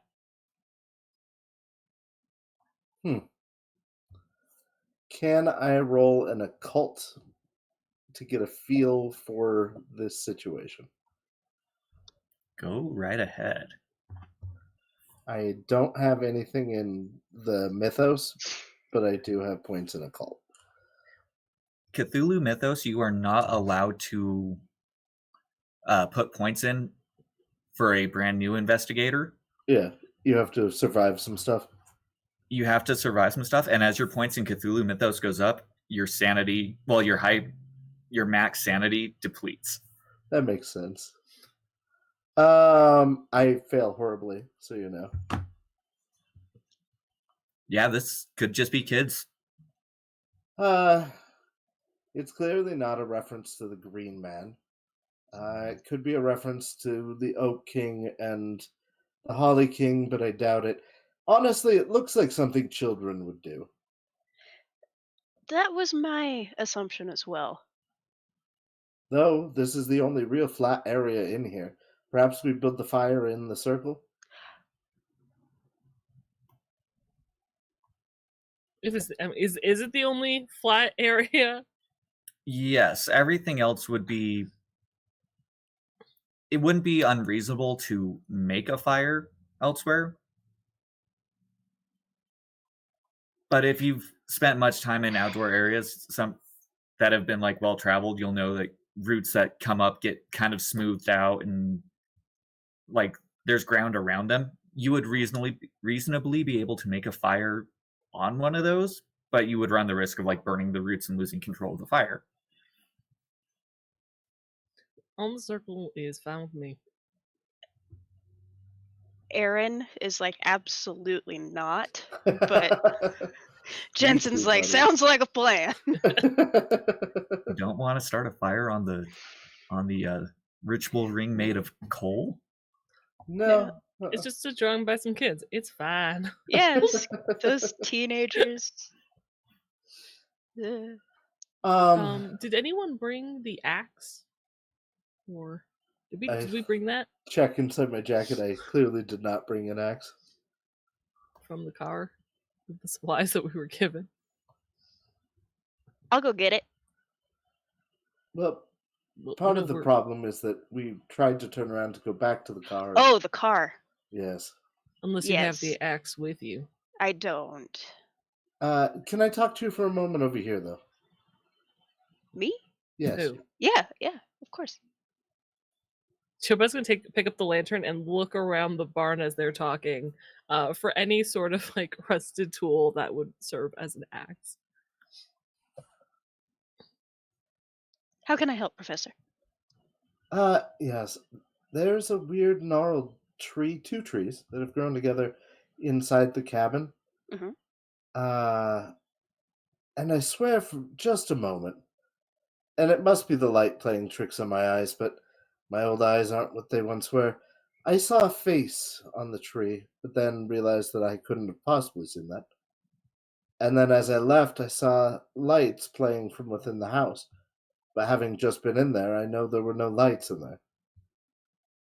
I'm afraid something weird is afoot. That seems likely. What? So was the face? Did it seem carved into the tree, or perhaps there was a knob or a branch, maybe? There was a gnarl and a knob, but it was more as if the tree were to have a face, where the 2 trees became 1 tree, if it had a face, that's where logically there would be a face. Stands to reason. Yeah. Yeah. Oh. But then there wasn't a face. Interesting. So perhaps you would take a second look inside for me. Yeah, I don't see why not. May I borrow the torch? Do you want the torch or the lantern? Probably the lantern. I'll leave you two with the torch. Very good. Seems to give more light. Be warmer for Miss Jobeth. Right. We will try to get the fire started inside the flat circle while you're gone. Okay, so Sorry. no, absolutely fine. Looking around for anything that could be used as a saw, as an axe, you find the handles for these instruments, but nothing bladed.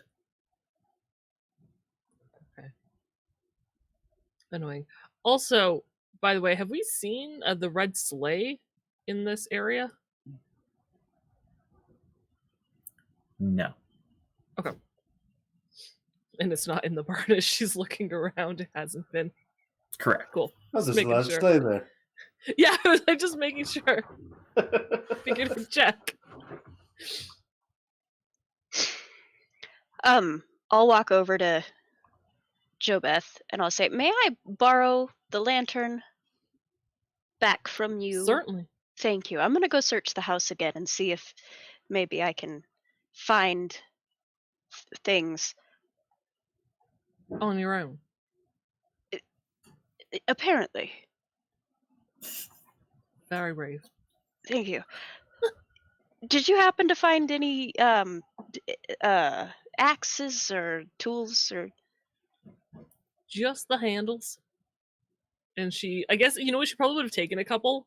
And she has those like in her hand. I assume they're like wooden handles, yes? Yes, and I was going to also say they are dry, Perfect. and they are not nearly as rotted or decayed as one would expect. I figured we could use these to help with the fire. Wonderful. May I borrow one of those as well? Certainly. Thank you. And she'll grab another one and hand it over to Jensen. Professor Moore has the torch. That'll keep you warmer. then the lantern will. So I'll be back. We'll have the barn nice and warm and ready for you when you return. And we will begin Okay. our split following Jensen. You got this, Jensen Jensen.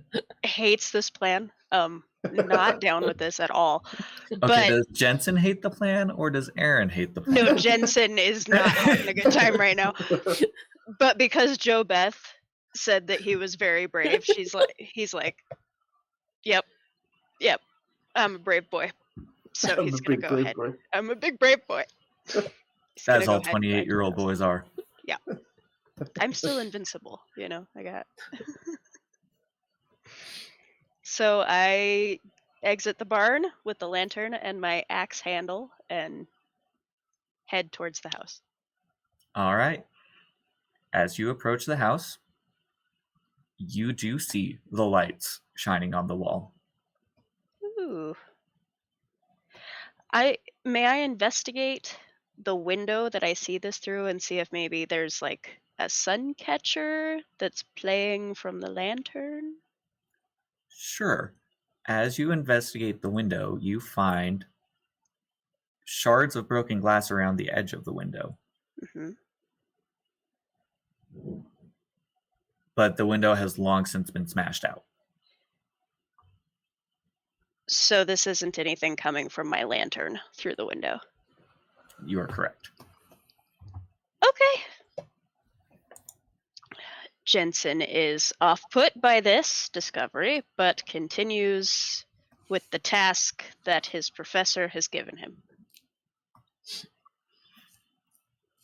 Okay, and opening the door, you see the two trees that have grown together and then since grown apart. Hmm. You see two knots roughly equidistant apart, one swell kind of below them in the middle, Mhm. and then one larger knot that looks almost like a screaming mouth. Fascinating. May I take a moment to sketch that in my little journal? Absolutely. Fantastic. I do that. Okay. And from above you, you see the glow of multicolored lights.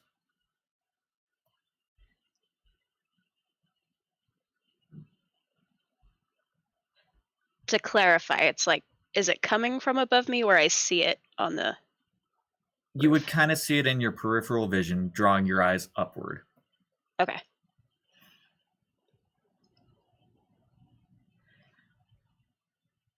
Interesting. Can I... Sorry, go ahead. No. Go, please. Can I investigate to see if I can find what the source of this light is? Absolutely. So, before going out the tree branches are growing up into the attic. Okay. The glowing seems to be coming from the hatch that would lead up to the attic and from the hole in the attic itself. Okay.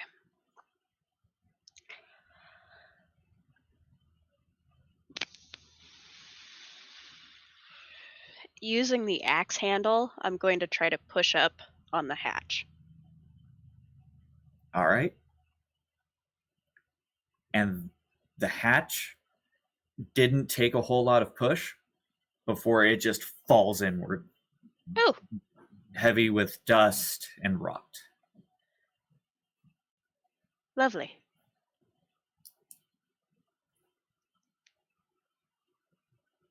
I suppose I'm going to attempt to climb up there. You sure are, and I'm sure you've noticed there is a climb skill. Yep. Which I don't have. Oh, no, I do.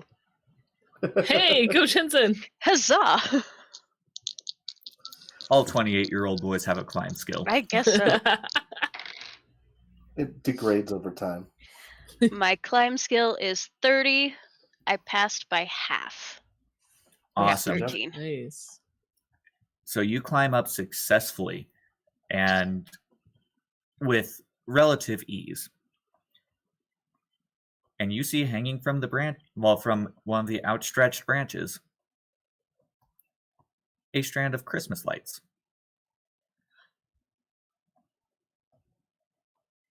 Do they seem to be spelling anything to an alphabet written underneath? They do not. They appear to be coiled up Okay. in the crook of a branch. So if like a branch is branching up and then one is going out, they are coiled around what would appear to be the more main trunk.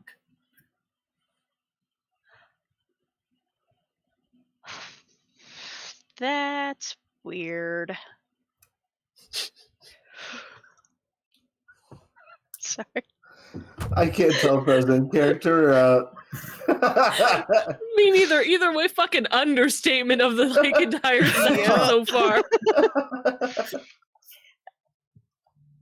Jensen is by no means an expert, but he does have some historical knowledge, and I don't imagine that this house would have been wired for electricity in the middle of the woods in 1920 something. I will call that an investigation kind of a thing. Okay. There are no electrical outlets in the house that you have seen. There is no electric light bulbs. There are sconces where candles would be held. And yet, oddly enough, these Christmas lights are glowing away.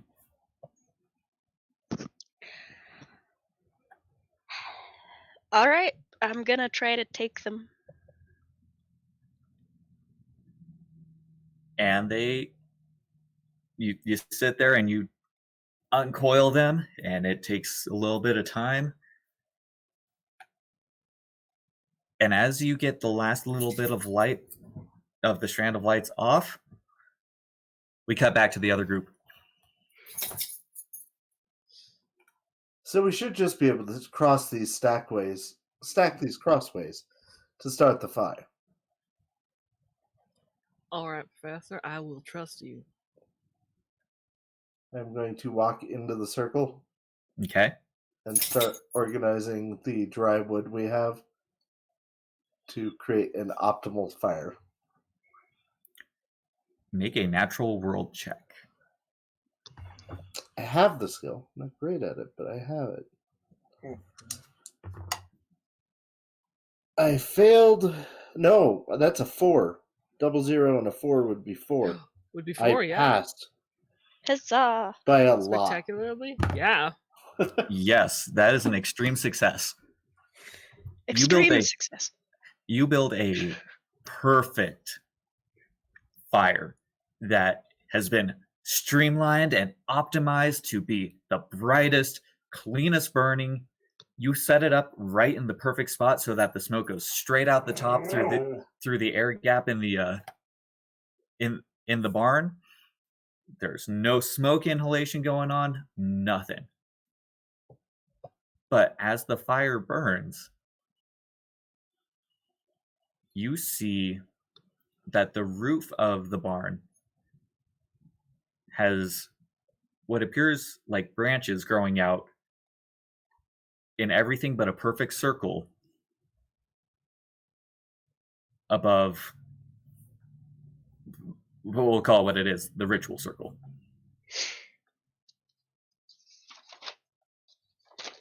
Interesting. Well, we won't freeze to death. And I appreciate that. She's bundled her coat. She is standing as close to the fire as she humanly can get. If that's in the circle, that's fine. She doesn't care. Coat's bundled, hands are outstretched. And as you kind of drag your feet across the circle, you find that the coal that is making up the circle isn't just on the surface. It goes down a couple of inches and is embedded in the ground.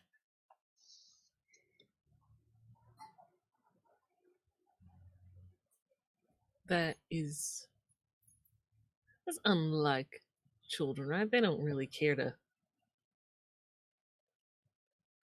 make a drawing with such care. Fair. The Houdan faith does a lot of drawing and messages. Perhaps it is a practitioner of Houdan. A real Sure. whodunit, if you will.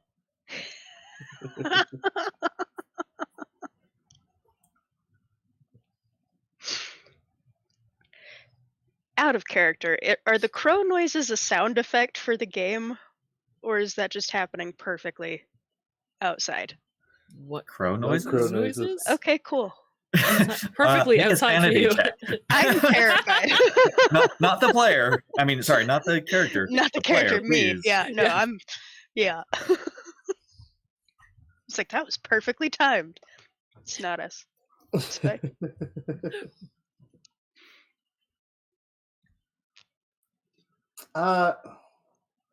If I'm being 100% honest with you, Mhm. and we're old friends, so I can be honest with you, there's some rather weird things happening inside the house as well. And that is the reason that I've sent our friend to go investigate. There are weird things happening inside the house, and you sent someone in there alone to investigate. Well, we had to keep you safe, yes. And what about Jensen's safety? He's a strapping young boy. I'm sure he'll be fine. You know what, Professor? We have known each other long enough. What do you mean weird things? Ah, yes. The shadows played tricks on my eyes, and I believe I saw a face in two trees that had grown together and then back apart. And then there was some weird dancing lights that I saw where there shouldn't have been any. And how much you have left in that flask of yours? I have about a shot and a half. Would you care for some? Yes. She takes a shot easy. But you can tell on her face, she's like, oh, he's probably just imagining this. There's nothing to be concerned about. It's a spooky old house in the middle of the woods. That's Yeah, totally normal behavior. absolutely. It's going to be spooky. It's just going to be spooky. I do have one She other will hand concern the flask back. as he tightens the flask again. So we turned around in the woods, yes? We didn't continue forward? That part is unsettling. And now we're in a new location that was not where previously we were? I wonder if that's what happened to the competition. We're going to lose the competition because we're not there.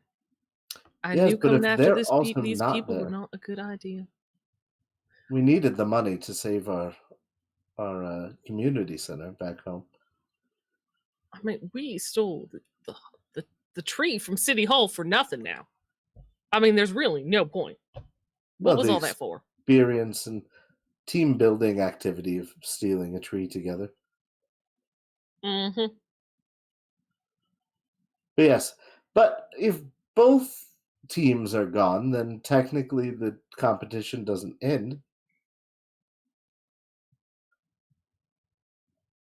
Maybe. I'm going to take out the rule book.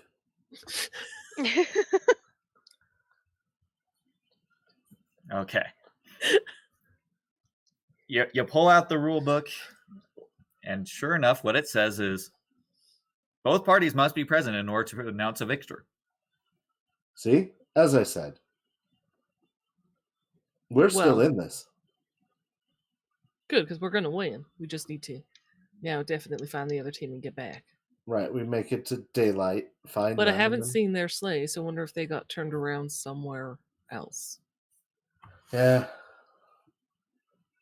I think perhaps it is too dark tonight to look for them, though. Oh, certainly. And I will say at this point, you guys are getting very tired. I'm gonna tear a page out of the rule book and put it on the fire. Not the page that has the No. the winning status, right? Okay.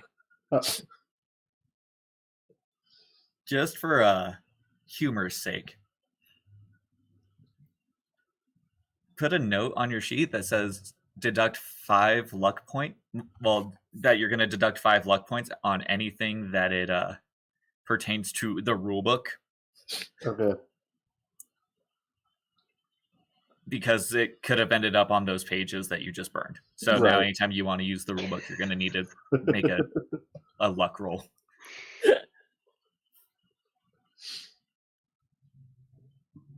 So far, it could get much worse than 5. That was only one page. All right. I have some pickles if you're hungry. No, I ate while we were waiting for our competitors, but you did bring in some. I think I saw some blankets. They'll work as blankets, yes. I'll take one of those. I give her one of those. And she's gonna set up on the ritual circle and lay down by the fire. And put a Sprawl blanket out. over her. We're just camping. It's fine. Camping in the woods, no problem. All right, and we'll go back to the house. You have collected the strand of lights, and as they lose contact with the tree, they go out.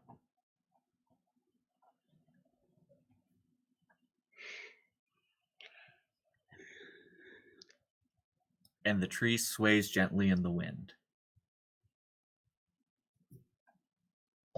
Have I recoiled them in my hands for ease of transport?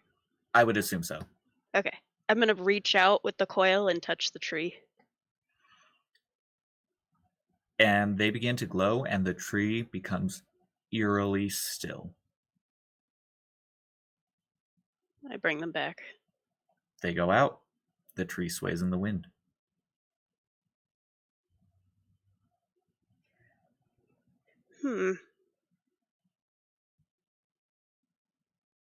Okay. I sling the coil over my shoulder and I climb back down to the bottom floor. All right. Just because it's easier to jump down than it would be to climb up, I'm not going to make you make a check for that. Thank you.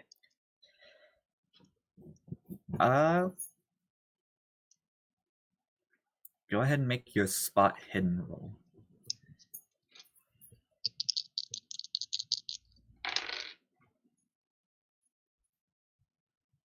Ooh. Uh-oh. Yeah, I failed that real bad. My spot hidden's a 45 and I got 70. Okay. Yeah, just the tree sways in the wind. Cool. I don't Perfect. care. I head back to the barn. Sounds good. Yeah, you see JoBeth curled up by the fire under a blanket. You see, still learning everyone's names, Professor Moore. I assume you're... Well, I'll let you describe where you're at. I'm So sitting on a root smoking my pipe. Okay. I was going to say, I would walk back in the door. Hey guys, you'll never guess. And then see JoBeth sleeping. Oh. I'm sorry. Oh, she's more like she's curled up. She would have waited for your return, but she's definitely under blankets, like getting ready to. So I come back in. Look what I found. Christmas lights. So they did have a strand of lights. And buying the 3 strands was not useful. Well, we bought. Here's the weird thing. Sure. They were on. They were on a tree, or? Well, they were decorated. coiled. They were in the attic, coiled on a branch on the tree that you saw, but they were on. Those were the lights that you saw. Oh, well, yes, then that explains everything. But it doesn't, because there's no electricity in the house. If I remember right, I recently read of a Mr. Tesla doing a wireless transmission of electricity. Perhaps it's something along those lines.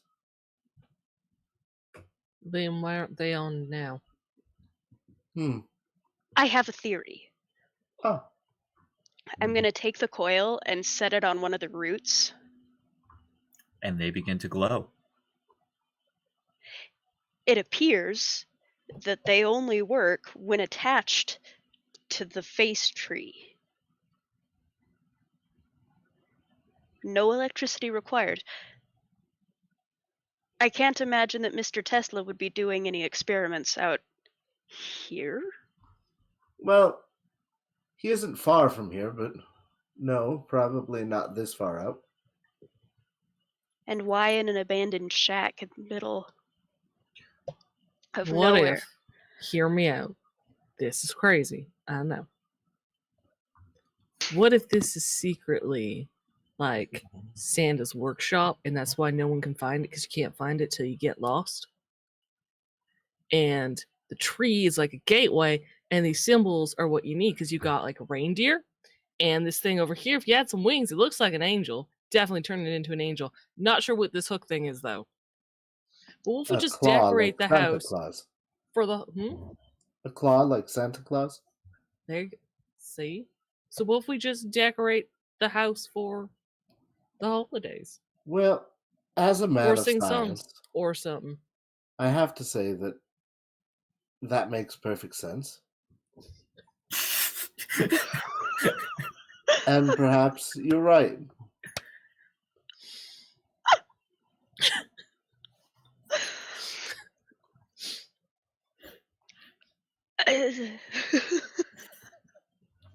I mean, it's as good a plan as any. Unless you have a better idea. I mean, Well- obviously, the lights work here, so something is happening. No, your theory is sound. To studious man, it takes a woman to point out the obvious. Yes, you did very good. I pat her on the back. Jensen glares at you. Don't be a dick. So we're gonna go decorate the house? No, you said it was the tree. The tree, yes. Yes, but you said the house. Well, the tree is in the house. Isn't it really the same thing? Look, we need to get an angel topper for the tree, put the Christmas lights around it, and I don't know where we're going to find a reindeer. So, We didn't bring the skirt. well, you have a skirt on, but not to broach a topic that we've already discussed. But we do have the blankets. We can make a skirt. Oh, Perhaps. good thinking. Broach subject, you were saying?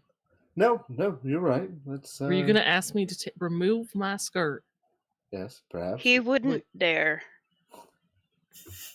Dare She it, shifts away from the professor, closer to Jensen. Professor, did you happen to find... Oh, see, now I'm doing the accent.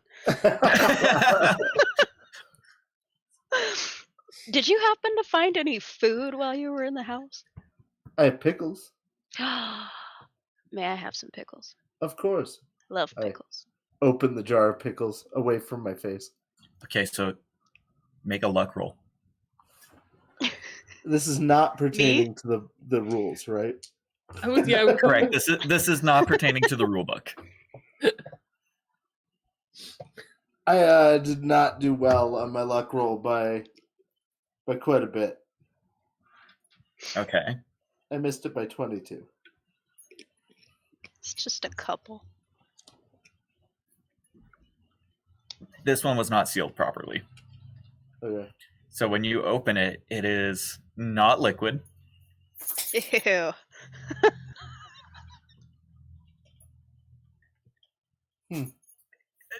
Aaron probably knows what I'm talking about. Yep. The osmosis from Hades. When something gets really, really moldy and rotten, Yeah. it turns to like powder. Yeah. And so as you like crack this open, it's almost like a comical like cloud of green smoke puffs out. I'm so glad I moved away.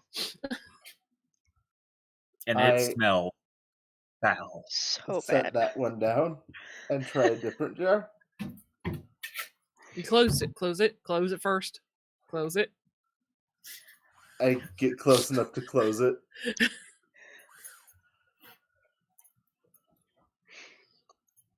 See, the problem with mold is that if you can smell it or taste it, it's already put its spores out. Mm-hmm.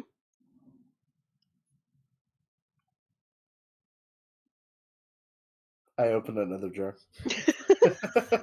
As Jess and Joe about to stare at him like, what? Open the jar. I think I'm okay now.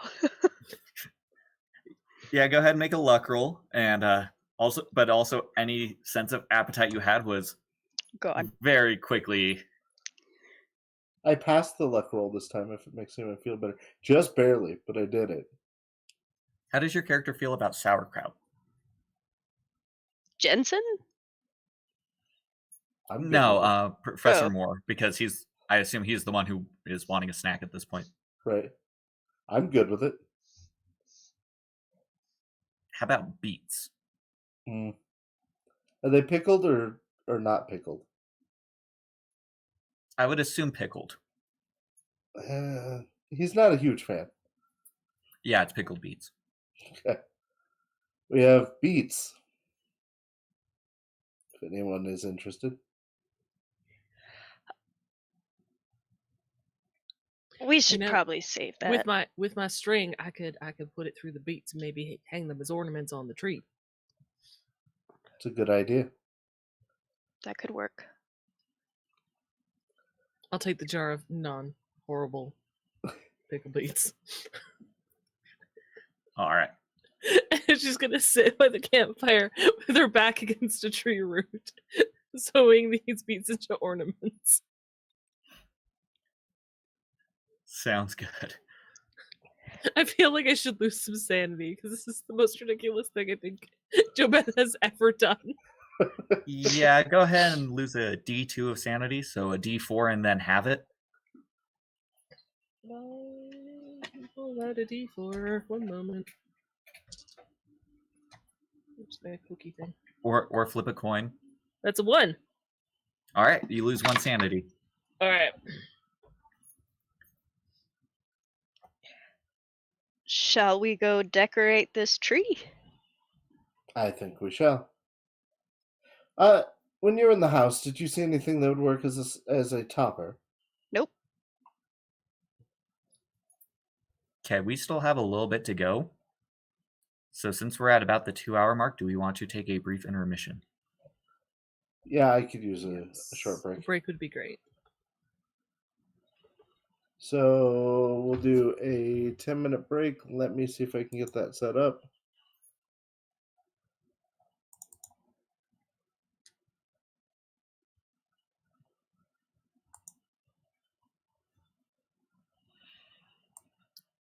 Oh, hello.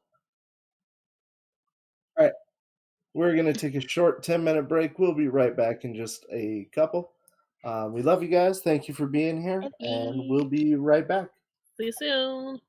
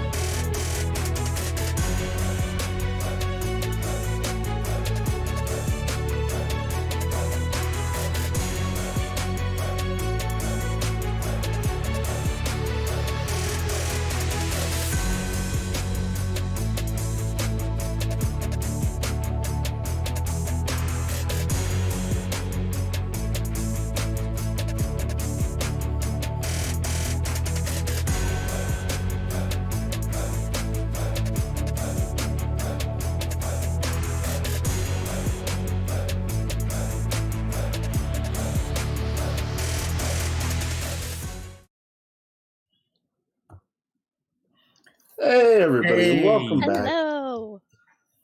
Thank you for holding on. All right, so our intrepid trio of what's a hard T sound? Our intrepid troop trio of I don't know. I give up. Our investigators are going to go and they were fixing to go and decorate a tree or a house. I don't know if they ever came to a consensus on that. Yes. The tree's think in we the house, decided on the therefore it tree. counts. Yeah. Yeah. We don't have enough lights for the whole house, so we'll just start with the tree. All right, and as you guys push open the barn door, the tree has now grown through the hole in the roof. A significant amount. See, this tree would have been perfect in the first place.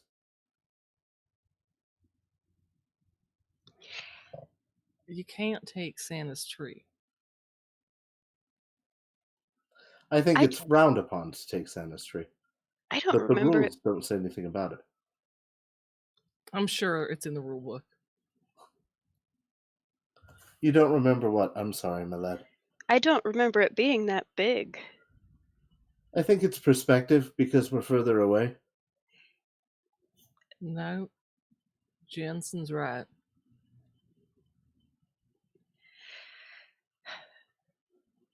Let's get to it, I guess. I'm gonna take the coil of lights and just start wrapping from the base of the tree and go up. I thought you wrapped from the top down. I'm gonna look for a tree topper somewhere in the house. I've never decorated a tree before. You know, when Okay. we were forming the team... Go ahead, sorry. Looking for a tree topper, Hmm. you open up a closet, and inside is a life-sized human man made of wood. Like gnarly and covered in bark. She takes a step back. Does not take her eyes off of this life-sized wooden mannequin. Jensen! Yes, Jensen! I immediately drop the lights and go to Jobeth. And she's just like pointing in the closet at the... He looks at her to make sure she's okay. She's not. And then he looks at where she's pointing and is like, "Wah!"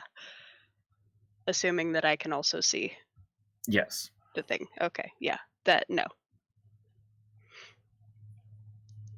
Professor? Yes. Professor! What is it? I come over. Come here. Please. Yes. Look. I already looked in the closet.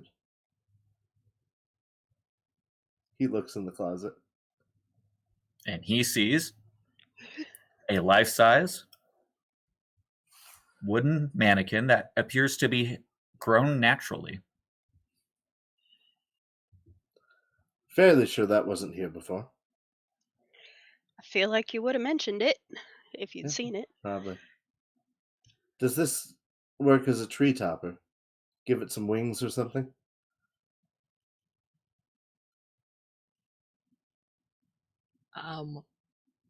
I ain't touching that. It's for Santa.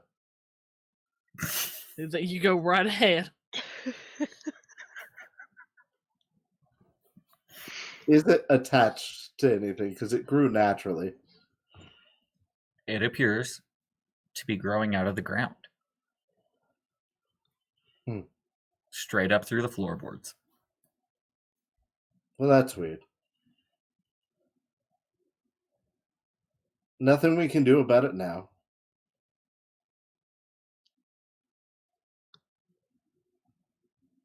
Joe Bassett's just going to step forward and close the closet door. Yep. Is there a lock to this door or something that she can put against this so this door cannot open? I would say that there is no lock. But as far as like spare things that you could like prop up against it, there's plenty. There's detritus aplenty. Perfect. Whatever the closest thing is goes against that door. It's a wooden plank. Perfect. Just under the door handle door does not open. And instead I'm going to take my beads and I'm going to start hanging them on the tree because that seems like a much safer plan at this point. I'm going to warily continue with the lights. I'm gonna go looking for ornaments. Okay. Where are you looking for the ornaments? I've searched much of the house. Is there a crawl space that I can find? There would be a root cellar. That And- seems like a safe place. Also, as you are putting lights carefully on the tree, it stops swaying in the wind.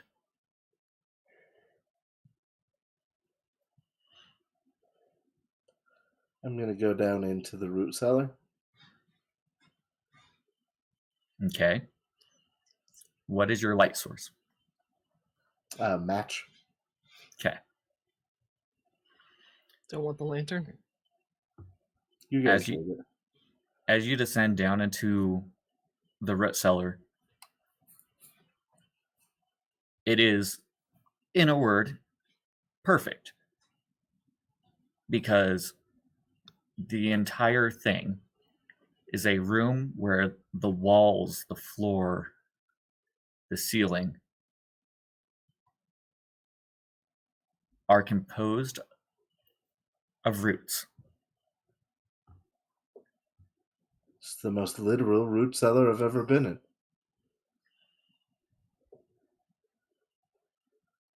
Is there anything I can see down here? Everything has been knocked from the walls of the root cellar onto the floor. You see shattered jars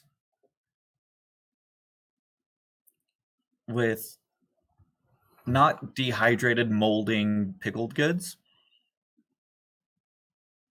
but like fresh, still moist. Should have probably got the jars down here. I'm gonna go back upstairs. Jensen, Yes. did you say there was an attic? Yes. Up there. Did you see anything in the attic when you were up there? More tree. And these lights. And that's all. That's all.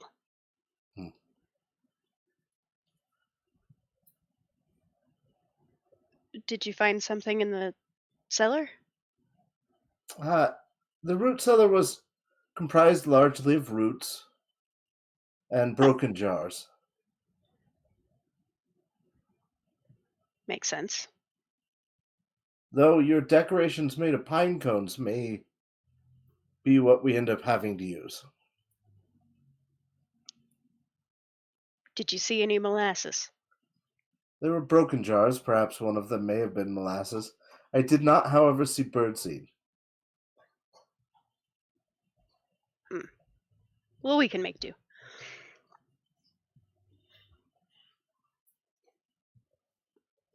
While they're busy actually working, I am going to continue searching around. Okay. So you've searched the root cellar. Yeah. Where are you going next? Is there like a bedroom? There would be.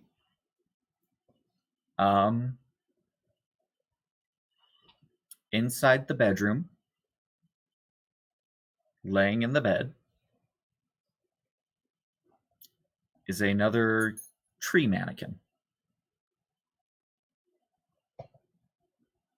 I'm going to close the door and return.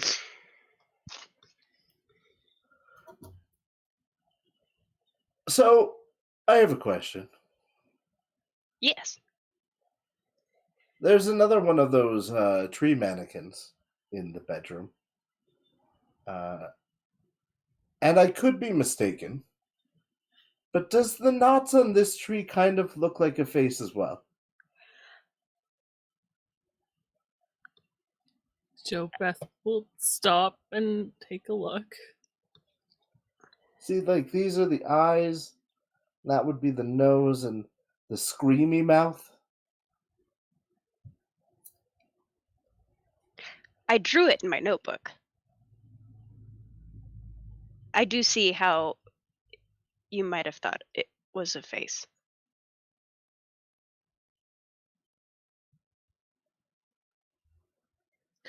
Would we know our competitor keeper, a wonderful keeper, our competition team?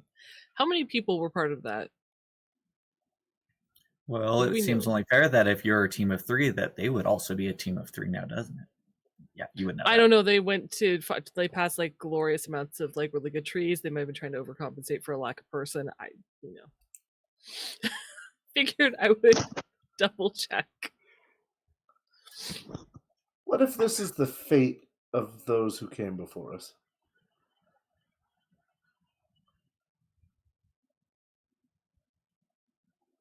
Not that I'm sorry, I know did you say the fate of those who came before us?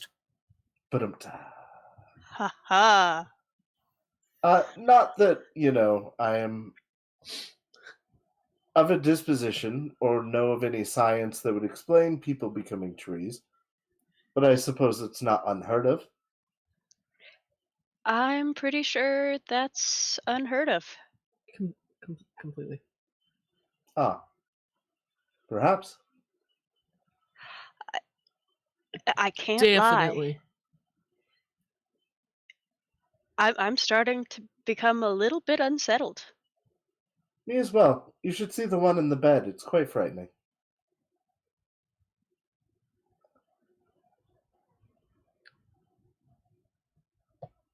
Okay. Joe Beth is going to stop decorating the tree. Okay.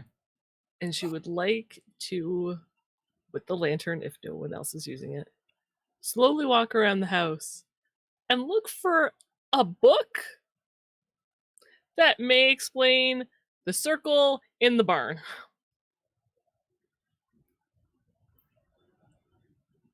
So,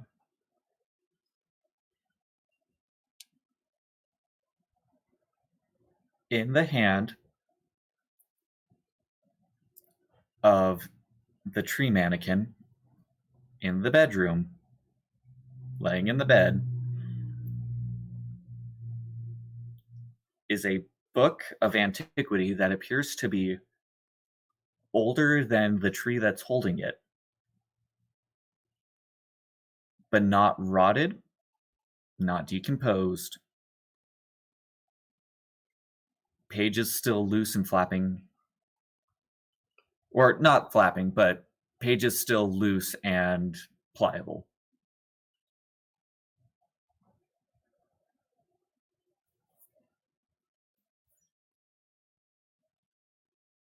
It would be with that thing. I'm gonna go investigate the mannequin and get the book. Okay. How would you like to investigate it? I know that's kind of an odd question, but Mm-mm. Do we still have the torch? No, we used it in the fire. Oh, shoot.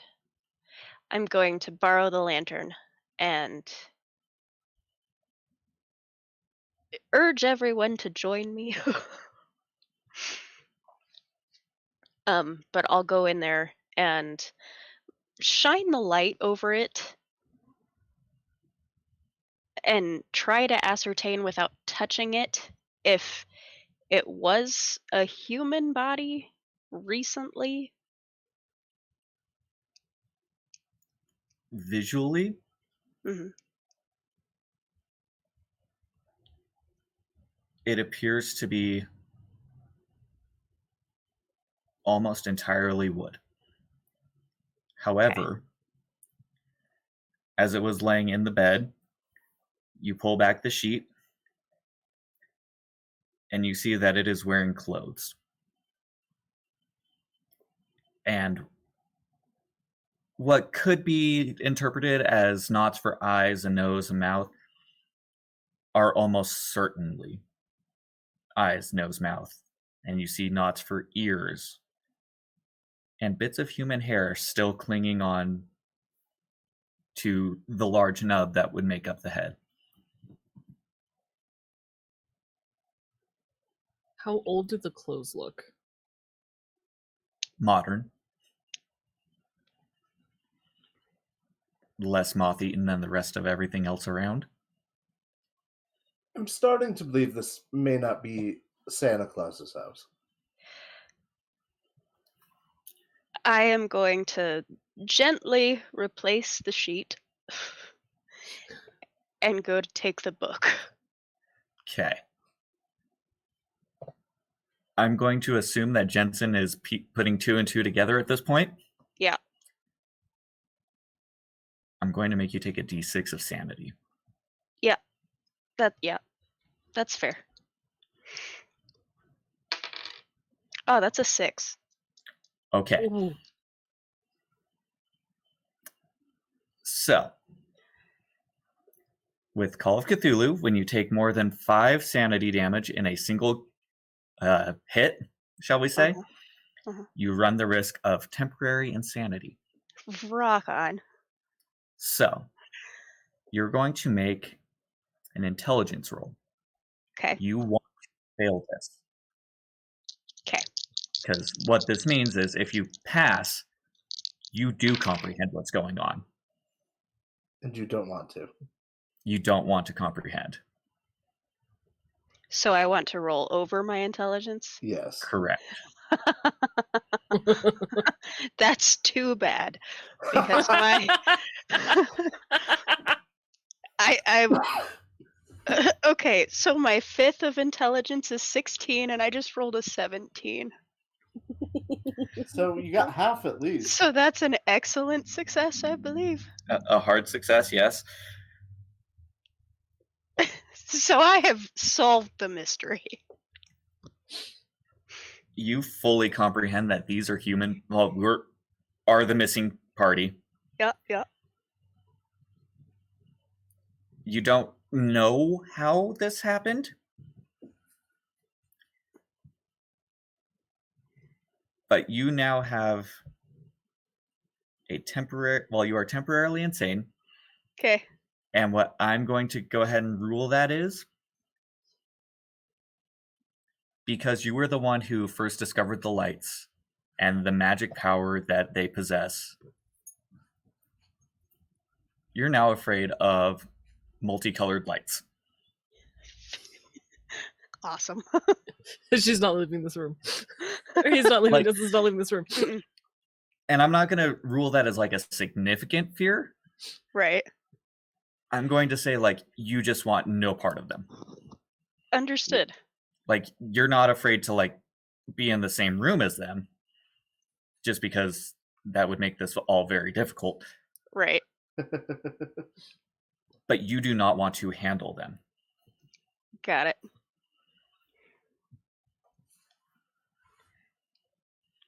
That's awesome.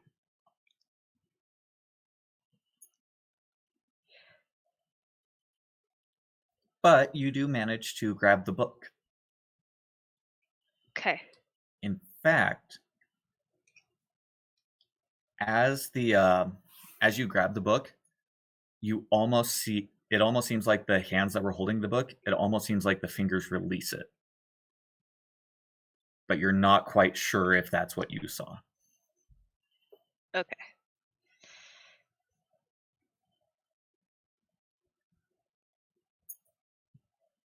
I walk over to the professor and I hand him the book. And then I just walk over and stand next to JoBeth. Thank you. Mhm. I open the book. She's gonna wrap her arm around Jensen's. Are you right? That was.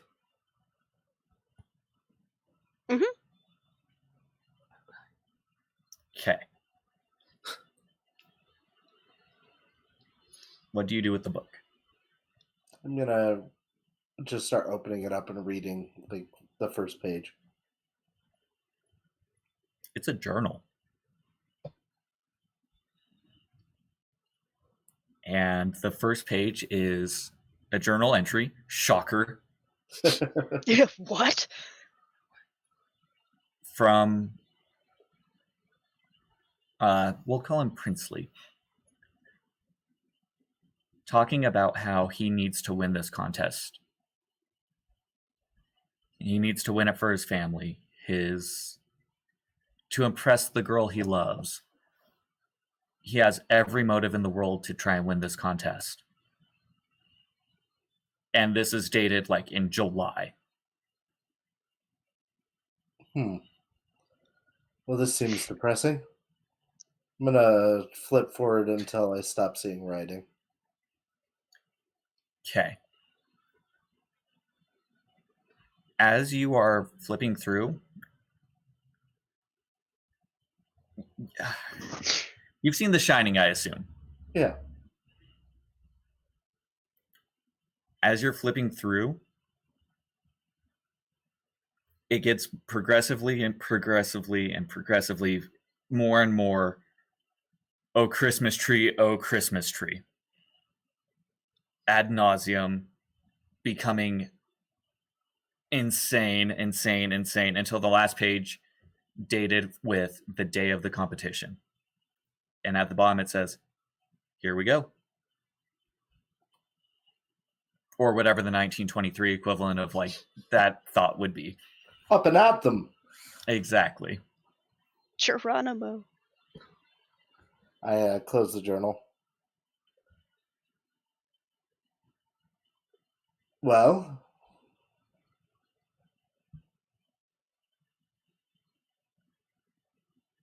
What does it say?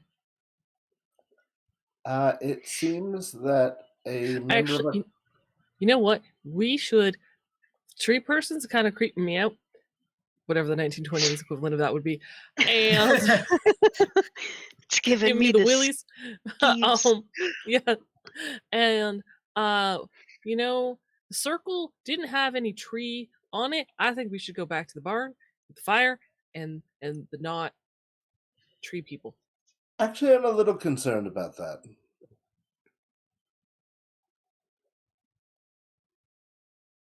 I believe our journalist here may have incanted a spell. They seem obsessed with. I open the book as we're leaving the bedroom into the living room. They seemed obsessed with the term "Oh Christmas tree." Oh Christmas tree.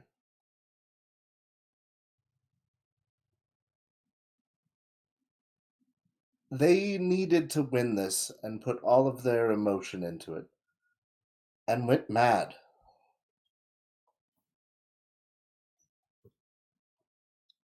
Like the Yeah. song? Relates to the circle. How? I feel like perhaps that is where the incantation was read. The song? What song? What song are you talking about? The Oh Tannenbaum. I Chris. don't know that one. Oh Tannenbaum, how lovely are your branches. It's quite famous. JoBeth is standing there like nodding. I must have missed that one.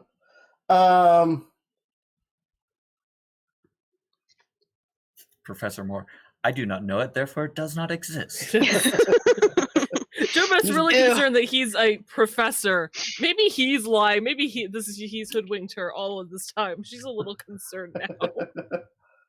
Anyway, it seems odd to me that's the only place the tree isn't growing. Well, maybe that's a protection. It's the tree can't. Maybe the tree hates circles. Yes. Trees typically are cylindrical. Not perfectly, though. Perhaps. I still believe that if I don't want to be a tree and trees aren't in that circle, I should be in that circle. So we're abandoning the decorate the Christmas tree thing. I'm not touching it. I don't know what to do. Is there anything in the notes about the circle? I flip back open into the book since I had skipped the entire middle. Okay. I don't see anything in here about the circle now. Except you do. You see a rough sketch of it. I look at it. I don't see anything about the circle. There's a drawing of it, but nothing written about the circle. Professor Man. I hand the book over. Jansen, can you read this? Leaving it No. open to that page. Can I read it, Keeper? Yeah, it's written in plain English. Oh, fantastic. Does it say, oh, Christmas tree, over and over again? No. Oh. Up directly above it, it says, we can bring it into this world with this. Oh, I don't love that.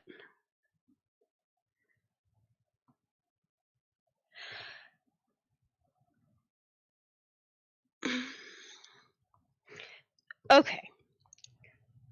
Okay. Okay. So what you're telling me is this is magic. Yes.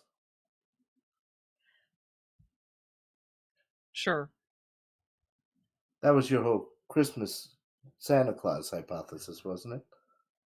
I mean, it was ridiculous. It just seemed like something to do, if I'm going to be totally honest. Oh, I was going with you on it. I noticed.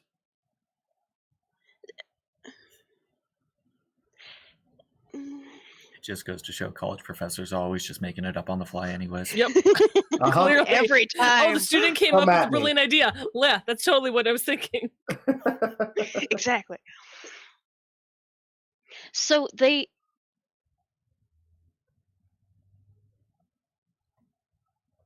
made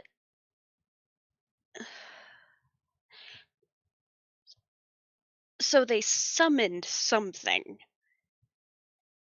from somewhere, and it has turned them into tree people. Yes. Maybe it didn't My want to theory be is here. because he was so concerned about winning to get the hand of the lady and save his family and stuff, they summoned the perfect Christmas tree so they Uh-huh. could win the competition. It's the only logical answer. You know, strangely, that kind of makes sense. What happened to the sled and the horse? Does it matter? Oh, Really, at this Sacrificed point? it. Oh, maybe that was the deer picture. Use the horse. Oh my god. Okay, does it say anything about getting rid of it? I mean, if we get rid of the circle, see, I don't know. We should get rid of the circle because that may just. I feel like it might be rooted here, and she cringes at like the pun that she doesn't want to make. It wasn't intentional, but doesn't have a better word. Because The embarrassment implies all of the intention. Because of the circle. So if we remove the circle, does it just then get to go anywhere?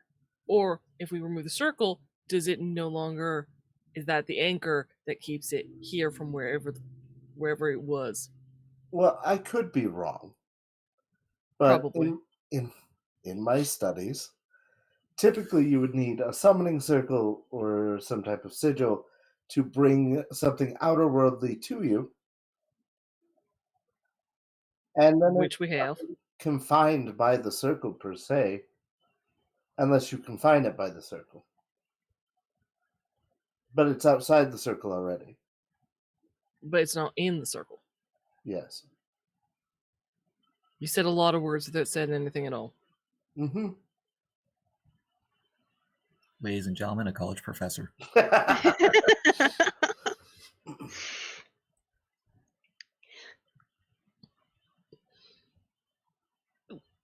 We need a bunch of salt. All right. I still feel that the tree can't be in the circle. The circle is safer because I don't want this tree to turn me into a tree person thing. A I tree agree. as well. A what? A tree as well. He became the thing that he most wanted.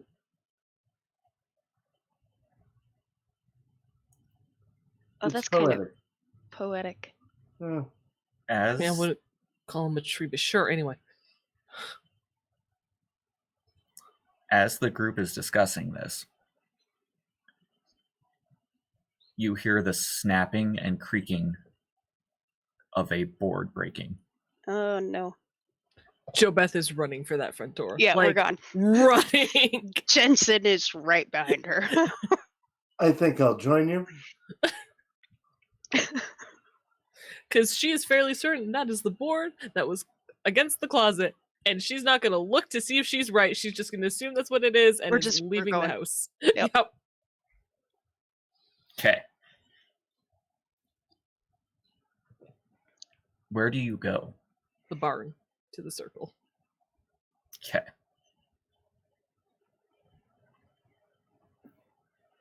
As you're running into the barn,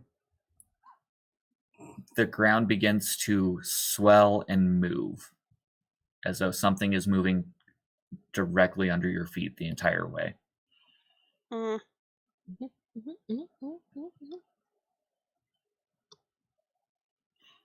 But you make it to the circle.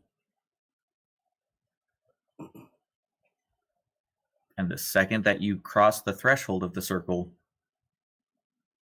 you no longer feel that movement beneath you. I've never been so relieved to be right in all my life.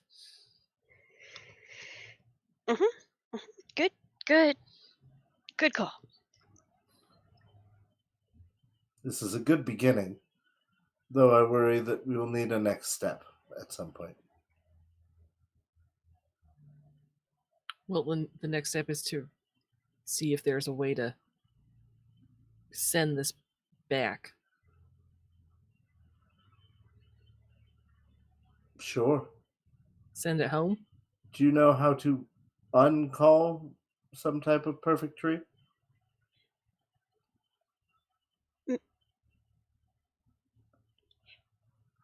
Maybe it's like a chemical reaction.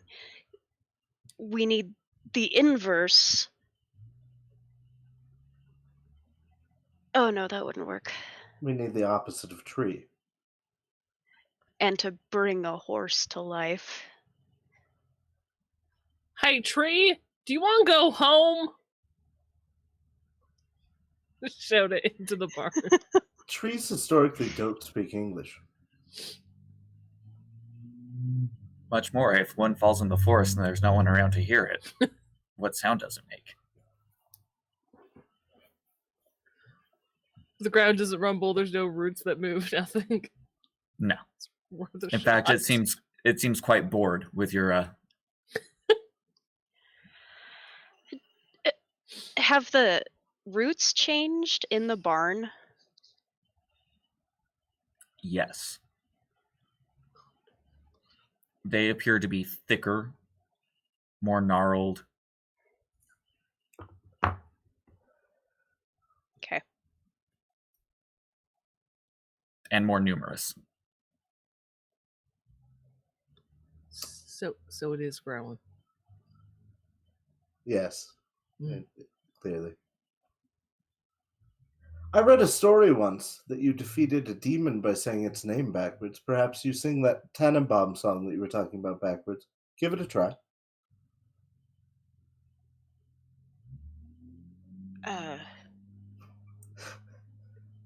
Yurt, I think is the first word.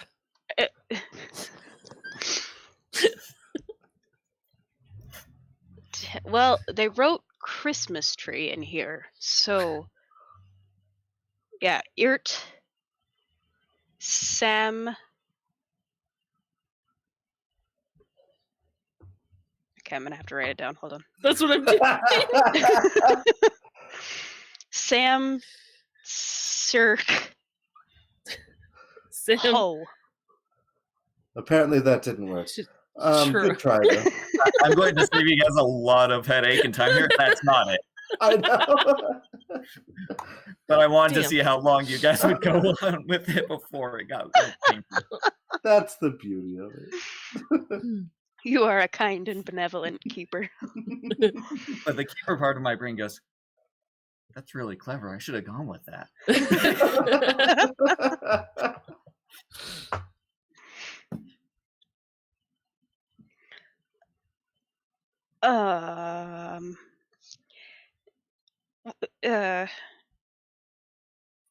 Nope, that's not how it's said either. Dang it. I'm trying to write and think at the same time. It's not working. Joe Beth is gonna take the book and like go through, start where the page of the drawing of the sigil is, the ritual circle, and look at the pages around it, like where they came up with this idea, what were the circumstances around it, if there was anything of like, and maybe a side note, footnote, don't do this. Okay.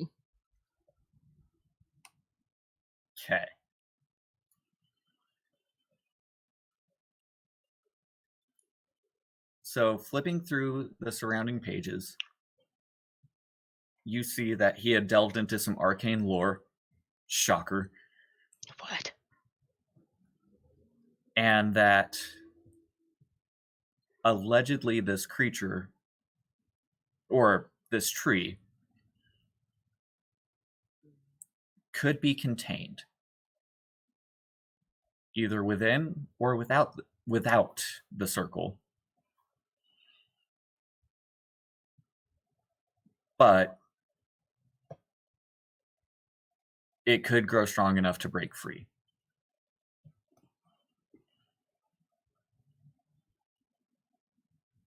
And it doesn't say how it could be contained without the circle.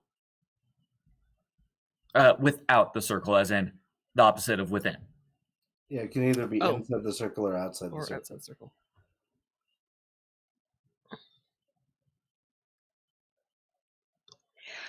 Make a luck roll for me as you're flipping Oh. through the journal. Goodness gracious me. Okay. You know, I've heard of plants that drink blood. Perhaps it's something like that.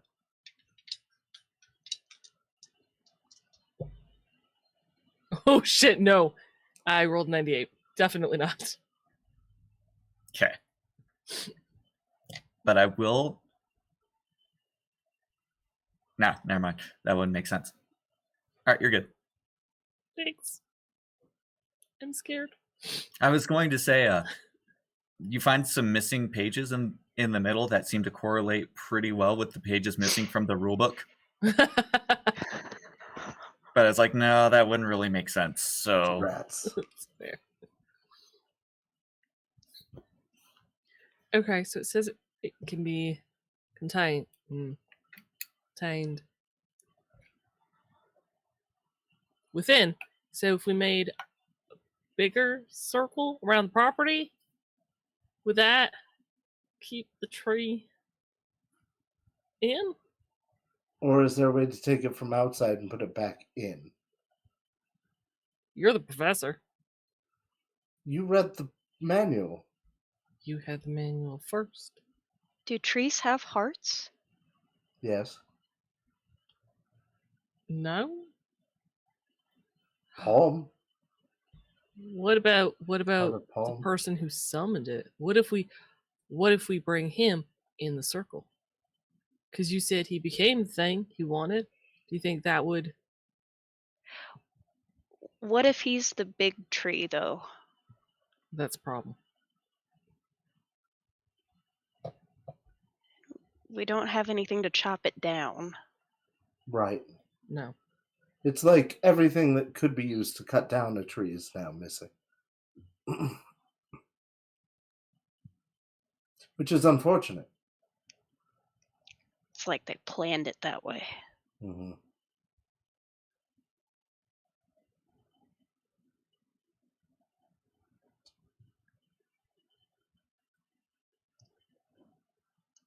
Player me feels like it's right there, and I just Uh-huh. can't see it. Does someone else want to investigate the journal? I would love to investigate the journal. Okay, make a luck roll.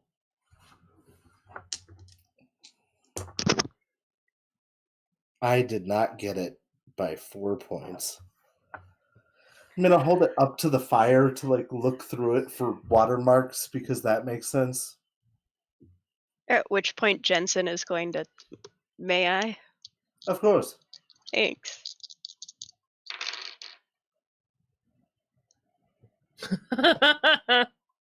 No.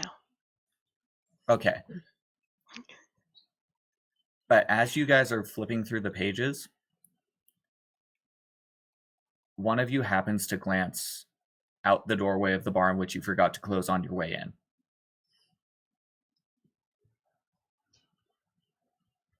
And the two tree mannequins that were in the auxiliary rooms, the bedroom and the closet, are now outside of the house. Like outside the barn doors? Or Outside the closer house. to the house? Closer to the house. Okay, cool. Do you think they can get in here? The tree can't come in the circle, but what if they could? Jobeth is just going to watch them intently. Okay. They're moving in such a way that they look almost like a tree swaying, but with every movement, they kind of creep just a little bit closer. Or Well- like just like the slightest changes, like it would be here and then a hand would like stop moving and it would just like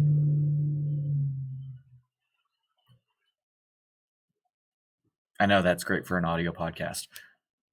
But That's, yep. Subtle movements. yes, Very- very subtle It's- movements that blend with the swaying of a tree in the wind. Are they leaving like a track in the snow? They are As dragging much as, their like- feet. Yeah. You cannot see where they are picking up their feet. I assume it's just a root moving underneath. Cool, cool. So from below the snow that's being not disturbed. That's horrifying. They're moving closer. If you guys have any ideas. I will also add on the large tree that's growing up through the middle has not grown and is completely still. You know, The lights.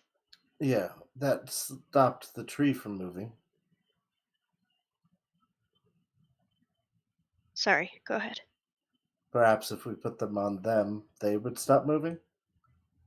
But then wouldn't the tree just keep growing? Yes. So that's not really a solution. The lights do seem to contain the situation, though.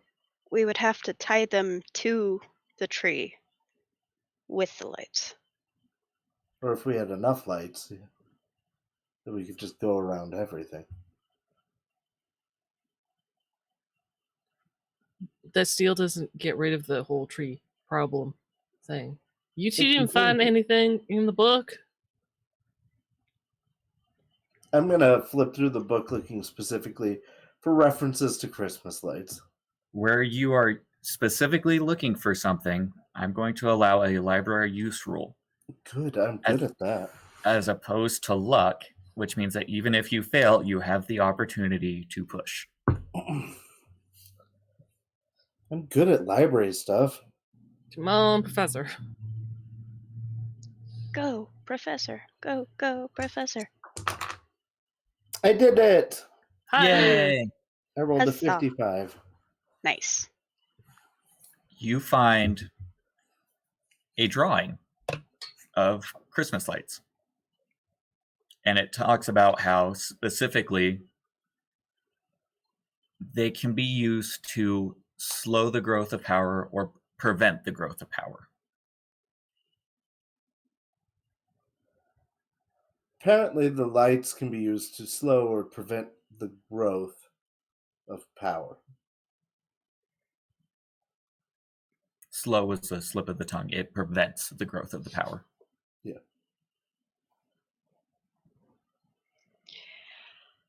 Okay.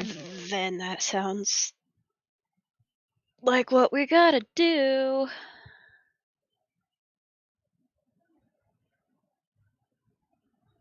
But we put the lights around the tree, and the roots still moved, and the people are still moving. So, where do we put the lights to stop the power from this tree from continuing to? How close are the tree people? At this point, they're Yeah. probably about 10 feet out the door of the barn.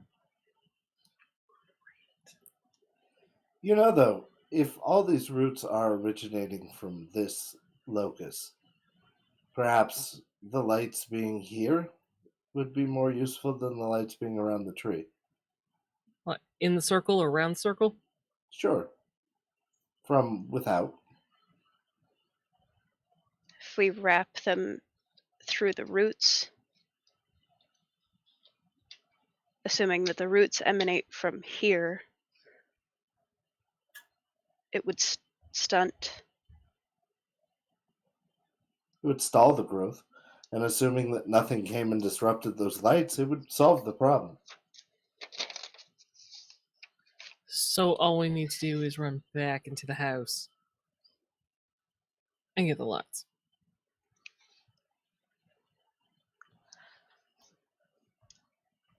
One is now in the doorway. It appears so. The other has disappeared from view. Did I see where it went? 'Cause she was watched. She did not take her eyes off these two things. Did it go like to the right or like the left where the wall of the barn would have? Yes, it is being obscured by the wall of the barn. Great. Okay. But I know Uh, at least which way it started to go. So I suppose I'll go. I get would say the light. left. Was that? I suppose I'll run and grab the lights then. I think it'd probably be better if we all went. All right. Has the tree person crossed into the barn? It is stood in the doorway, menacingly. I don't know if it can't enter or. It is providing adequate coverage to make it difficult to leave the barn. Are you What willing to risk it? It can't come into the circle, right? We That don't we don't know. know. We assume not. If We'd it's like to believe not. it's made of the tree, and the tree is without the circle. So we assume it can't come in. May I see the book? Of course, I hand her the book. May I look for that answer and see if any.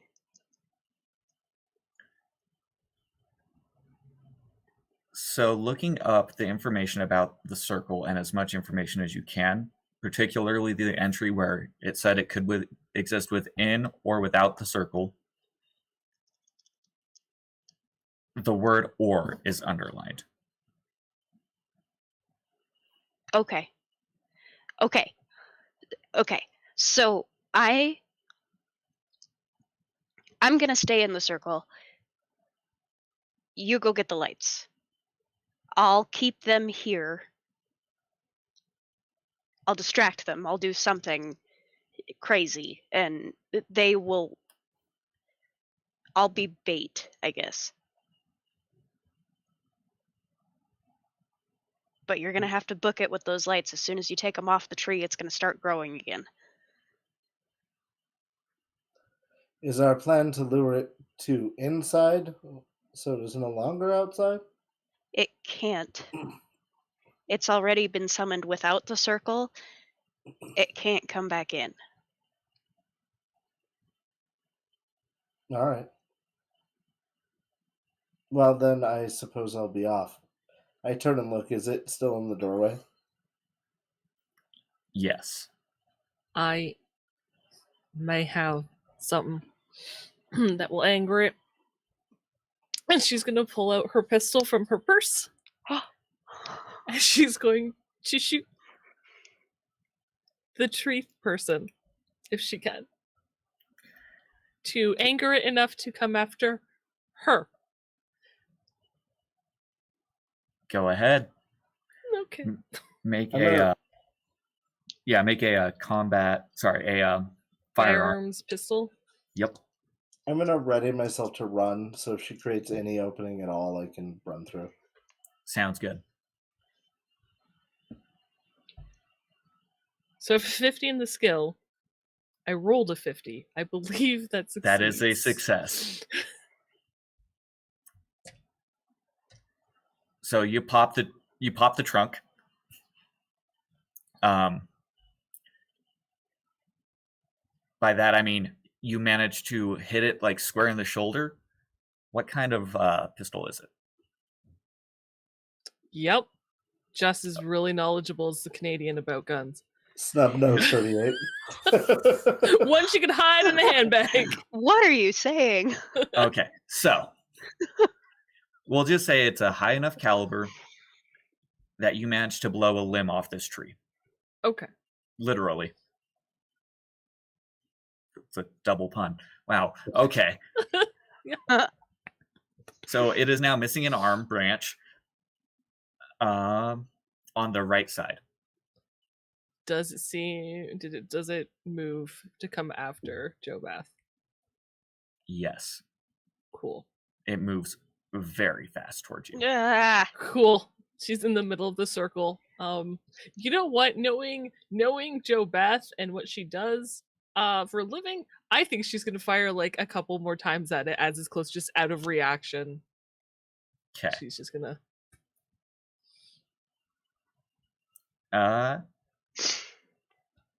So want to say the 38 snub nose is a 6-shooter? Yeah, it's a rollover. Okay. Are you just unloading the whole cylinder? No, I think she would like just fire a couple of times just out of reflex. Shoots it once. Oh god, it's attacking. Bang, bang. Yeah, it's more the speed because she hasn't seen it move fast, so it was like shoots it once and then it starts zooming. She's like, ah, bang bang. Okay. Roll twice for luck. I know this isn't how you do combat in this system, but That doesn't count. Hang on. I rolled not percentile dice, so when I got a 14, that looked really good until I realized one of them didn't have a double number. Okay, so that's a 71, which I think is a fail. It is. And the Okay. second one. Oh, failed by 2 points. That sucks. I know. you miss both shots. And one goes through, well, both go through the wall of the barn, creating just this tiny little pinhole that you can see through.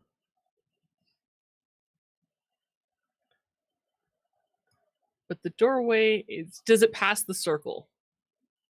It does The tree not. person. The moment Alright, you close the door, I'm gonna start it's running. it's real mad at me. You guys can go. I'm not Okay. leaving you. It can't come in the circle. Professor Moore is sprinting towards the door. Is that correct? Yes. Okay. He's gone.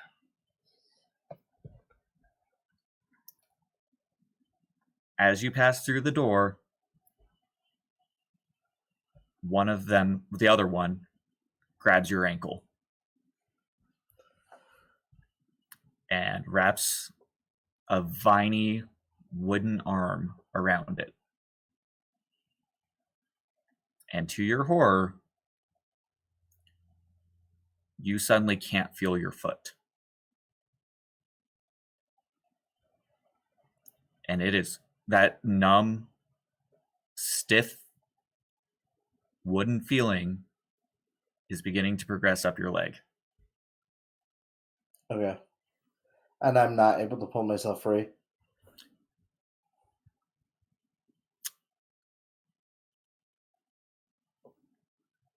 Not by sheer force of will at this point.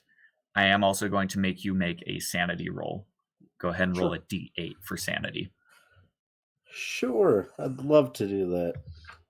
That's a D12. There's a D8. 6. Okay. So you take 6 sanity damage. Yep. And now you're also going to have to roll to see if you fully comprehend what's going on or if your brain just kind of shuts down just a little bit to protect itself. And I want to roll over my intelligence? Correct. You want to fail this roll. Yeah, that's not likely. No, I got a 14 on it, so I got my 5th. Okay. You realize full well that you are being turned into wood and that it is happening quickly. And you are compelled to flee. So much so that you snap the wood that once was your leg.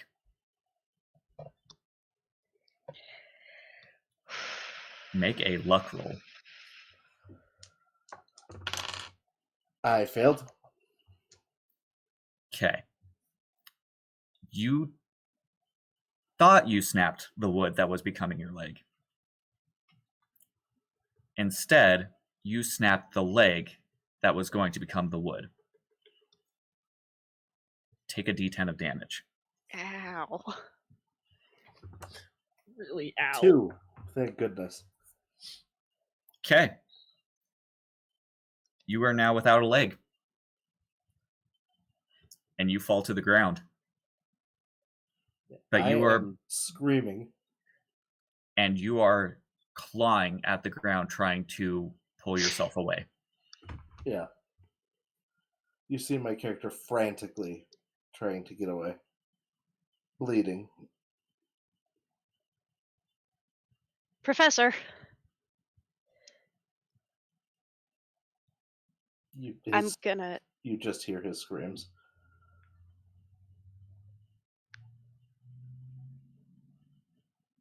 I would scream, but I have an infant sleeping on the other side of this wall. That's fine. Insert scream. We'll add it in post. There we go. I'm gonna look at Jo Beth and I'm gonna say, stay in the circle. Yeah. Okay. Don't and get I'm gonna caught by the other one. I will try. I'm also going to remind you that you are still afraid of multicolored lights. Yep. Oh.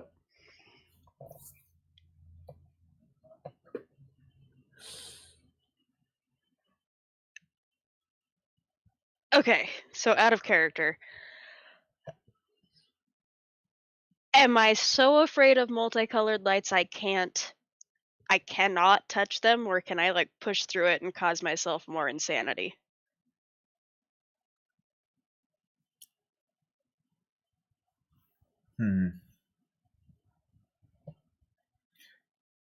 Because plan B is picking up the professor and making him grab the lights while I carry him. I assumed. I mean, Joe Beth will give you the gun and she'll run. I will allow an intelligence check to try and resist it. But you won't know until you get there whether you can physically will yourself to do it. Okay. Totally fair. Yeah, so I will take the pistol from Joe Beth.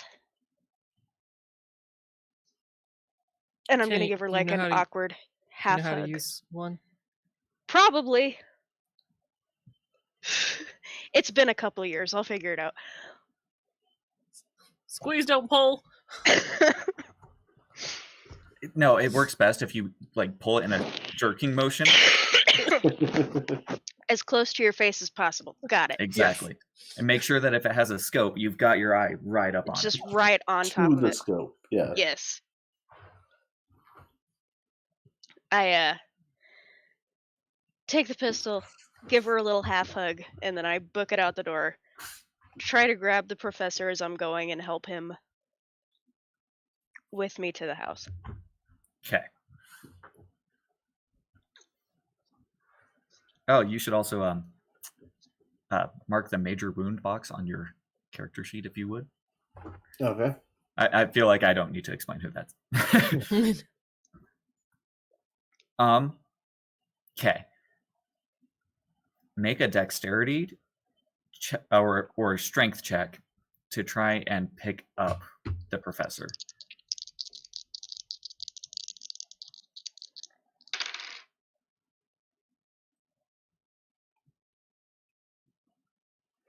That is a fail. Okay.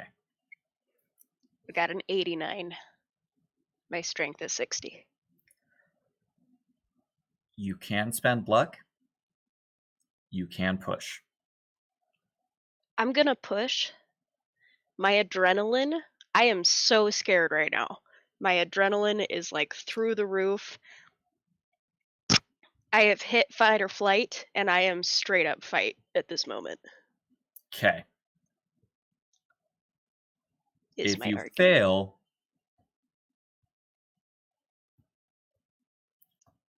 the branch is going to attempt to grab the professor again. Mm-hmm. Mm-hmm. So you have the option to say no to that. It's a risk he's willing to take. I That's also a have risk the professor is willing to take. Oh no, But is it a risk, Jensen? Yeah. I have the pistol, too.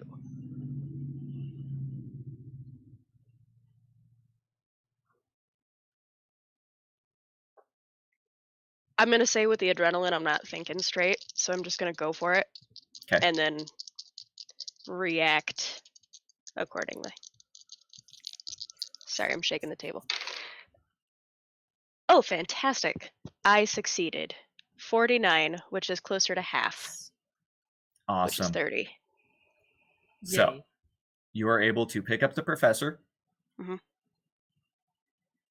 who is still bleeding, Mhm. but you're able to kind of like pick him up and do the human crutch and run him into the house. Where did you break your leg? Just above the knee. Oh, Yeah. good job. Okay. When we get far enough away from the tree person, I'm gonna stop and take off my tie and try to tourniquet his leg.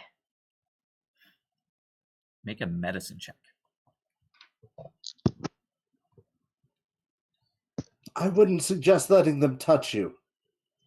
I can see that. So 1% I have to roll a what? A 1.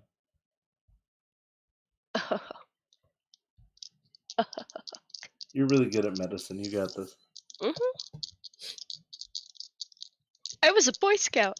It was like, do we have a medic on the team? No. Do you want to push? You want to spend luck? Are you feeling lucky?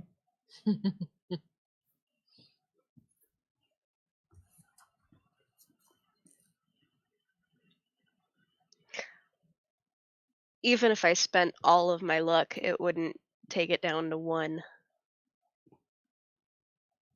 Because I rolled an 80. Ooh. Oh shit. Maybe just let me bleed for now. Yeah. Yeah. That's what we're going to do. Okay. Okay. But you're in the house.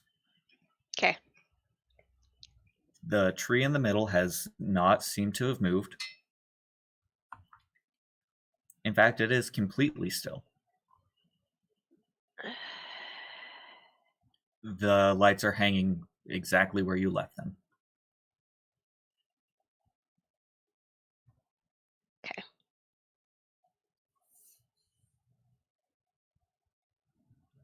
Can I attempt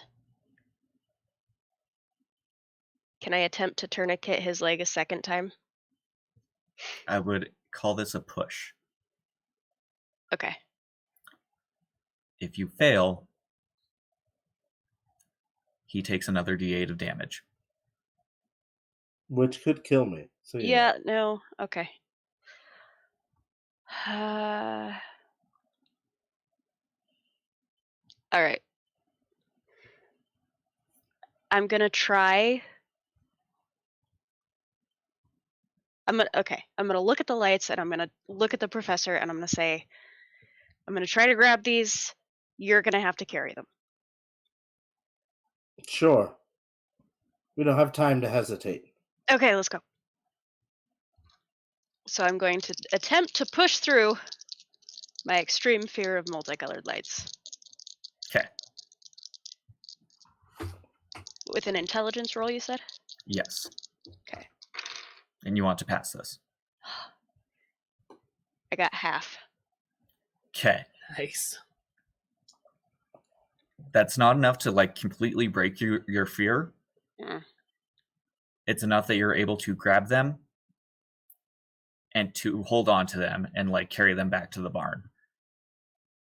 But it's kind of like when someone gets a spider on them. Mm-hmm. Ew, get off. It's very much that same energy. Fair. I just wanted to get them off of the tree, unwind them, and then hand them to the professor. Okay. The wine job is sloppy at best. Yes. But you're able to hand them off to the professor. Fantastic. And they do not appear to be giving you any kind of trip hazard or anything along those lines. Then I'm going to half carry him back to the barn as quickly as we can. Okay.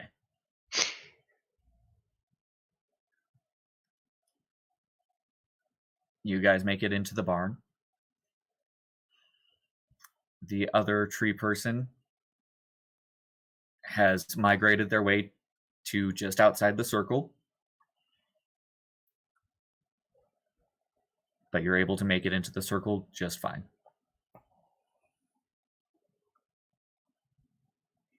Joe Beth is probably standing there yelling at them I've taken down bigger things than you. You don't scare me. She is utterly terrified, but she is trying so hard to keep their focus on her. And put on a brave face. And put on a brave face, yeah. Jobeth, take the lights, tie them around the roots and the tree people. Okay. She will do so. She will start with the tree people because they need to stop. Okay. While she's doing that, I'm going to use what's left of the fire to cauterize my wound. Okay. I will say that keeps you from bleeding out. How much HP do you have? I am down to 8. Okay. I'm going to make you take a d6 of damage for it. That seems reasonable. Pretty roll low. Yeah, right? I rolled a 6. It's the opposite of what I asked you to do. Yeah. I'm down to 2 health. Okay. So, with a blood-curdling scream, you manage to cauterize your leg. Doesn't feel great. Not a fan of it. So you were going to attempt to wrap the lights around one of the tree people? Yeah.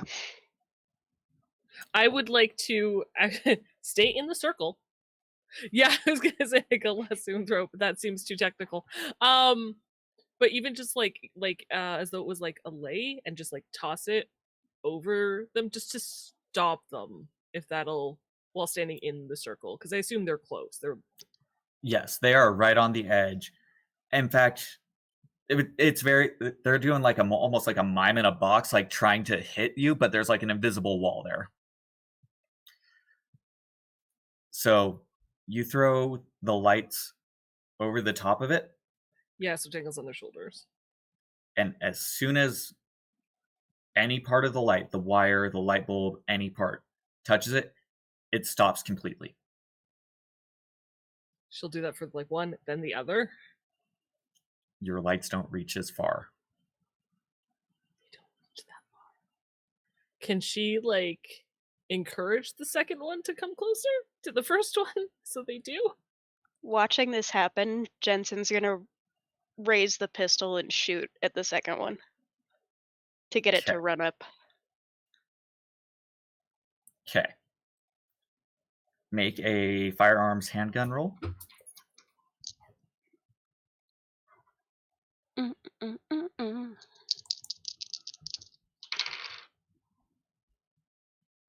Nice. I got a natural 1. Woo! Good job. Yeah, that's a critical success. Critical success, yeah. Thanks, dice. You blow it in half, Oh, sweet. and at least for the moment, the top half of it falls back and appears to just be made of wood. It is not moving. The legs are the only thing that are like moving with the roots, but it seems fairly harmless. Thank you. And she's gonna try to wrap it around the roots as Jensen instructed. Okay. As you're doing this, you look outside through a door. And the tree person that was growing through the middle is now towering over the building. The bend, one of the bends that would be interpreted as the knee, is now higher than the roof. And it takes a giant lumbering step towards the barn. The roots themselves have stopped undulating and stopped moving.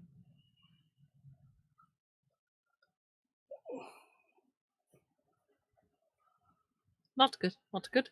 She's just gonna keep like working as fast as she can. Okay. Make a luck roll. I have faith in you. I I do too. don't. My days are being so mean to me. I mean, they're nice that they're rolling high, but I don't want them to. Right. 27! That does. That succeeds. Okay. As you're winding it, you trip. But what this does is it puts tension on the line and pulls the initial tree person that you had draped it around the shoulders of into the circle. You guys are expelled from the circle as all of that plant matter is pushed to the inside.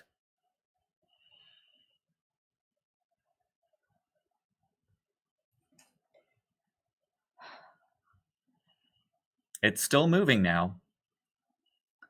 It's still undulating, and it is growing in power. As it grows, you can see that the ring around the invisible wall is beginning to glow, as Wrap the though it is lights going around to it. break. Wrap the lights around it. Shoot her! Wrap the lights around it. Okay. As you begin wrapping the lights around it, this undulating mass of roots and wood and branches and leaves begins to shrink. And you notice that the circle on the ground, the entire interior of it, is glowing in bright red and white, with white around the edges and red along the interior. And wrapping the lights around it is causing it to become weaker and weaker and weaker.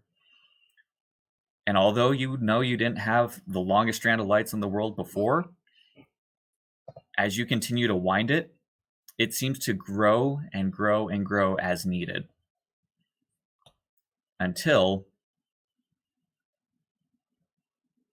the entire creature is pushed into one in the shape of the world's most perfect, beautiful, otherworldly Christmas tree. And as all that power and mass is being subdued, it begins to drip silvery energy from its pine needles. And it looks almost like tinsel. But it is fighting back and trying to break the lights.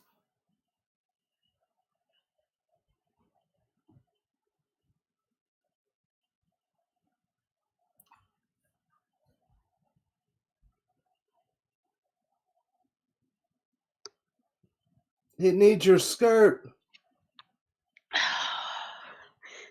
I shoot the professor. He had it coming. Do you really? No. Okay. Does it Um, have to be Christmas lights, or can I hang the lantern on it? You can hang the lantern on it, but it's continuing to fight. You feel like Jobeth there's... is holding onto the light strand tight so it can't, so it stays wrapped. You remember one more part of the ritual. Repeated in the journal ad nauseum. Oh, we gotta sing the song.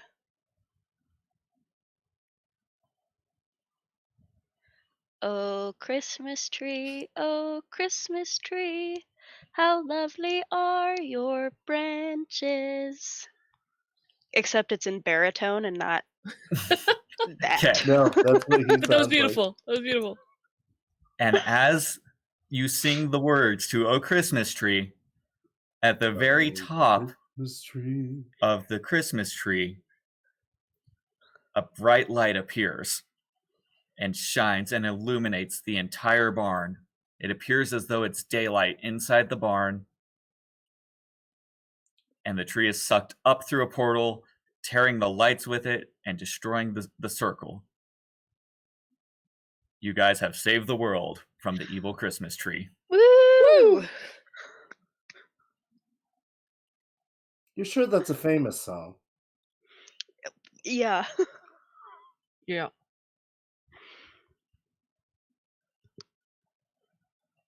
Well, thank you for your story. That was a lot of fun. Oh my god. But did we win? Yes, you won. Did we? Yay! Yes. I mean the contest. Oh, that. No, because you Uh, needed both Yeah. competitors to be there. We're definitely not getting them back. Yeah, no, funny story. You guys go back and you get arrested for the murder of 3 people. Oh damn. Hmm. Mm, I am going to plead self-defense. They can see my leg, which is clearly evidence of self-defense. I think when you cauterized it, you burnt away a lot of the evidence. It's true. By the time we got out there, they had gone crazy with hunger, and they attempted to kill us. The Donner Party? Yes. Uh-huh. Or no, would that be the Hewlett-Packard? Hewlett-Packard, nope, that's HP. Alfred Packard. Alfred Packard, thank you. I was thinking Alfred Packard. Cannibal the musical, all that. Let's build a snowman. We can make him tall. We can make him not so tall. It's a good thing that you guys never found that horse. It sure was spadoinkle. What happened to the horse? Oh, I it don't probably wanna It's a wild wood horse now. Yeah. They turned it free like before the hobbits go into the mines of Moria. They turn all their horses free. Yeah, they did that. Just like that. Oh, good. That was nice. Yeah, the horse horse is back met in a its nice own lady like pen, horse. eating hay like there's nothing. Can I say I was terrified of the sled? I thought this was going to be a rosebud situation. Like, I was ready for that. No, the candy apple red sled was more or less just a nod at Santa Claus's sled. Yeah. The three symbols were Okay. supposed to be a candy cane, a reindeer, and a Santa hat. Oh, Santa hat. Oh, Makes Santa all hat. sense. A candy cane. I liked Okay. it. Yep. I thought the triangle with the circle was a Christmas tree. Mm-hmm. There was also the keyhole theory. There was also the angel theory. Well, to Yeah. be fair, she said you'd have to draw wings to make it an angel. She knew it wasn't. True. That's She true. couldn't figure out what it was. Well, thank you so much, Frodo, for running this That for was us. so Very much. This was good. fun. And thank Yeah. you all for joining us. That was amazing. Merry Christmas. Merry Christmas. Yep. Merry Christmas to all, and to all a good night. Be sure to decorate your Christmas trees properly. Indeed. Lots of lights. Lots All of the lights. Otherwise, you'll wake up a tree person. I don't know if they would technically wake up. It's the moral of the story. Yep. Decorate your trees. Also, Anyone- O Tannenbaum was written in 1824. Good to know. Never heard of it.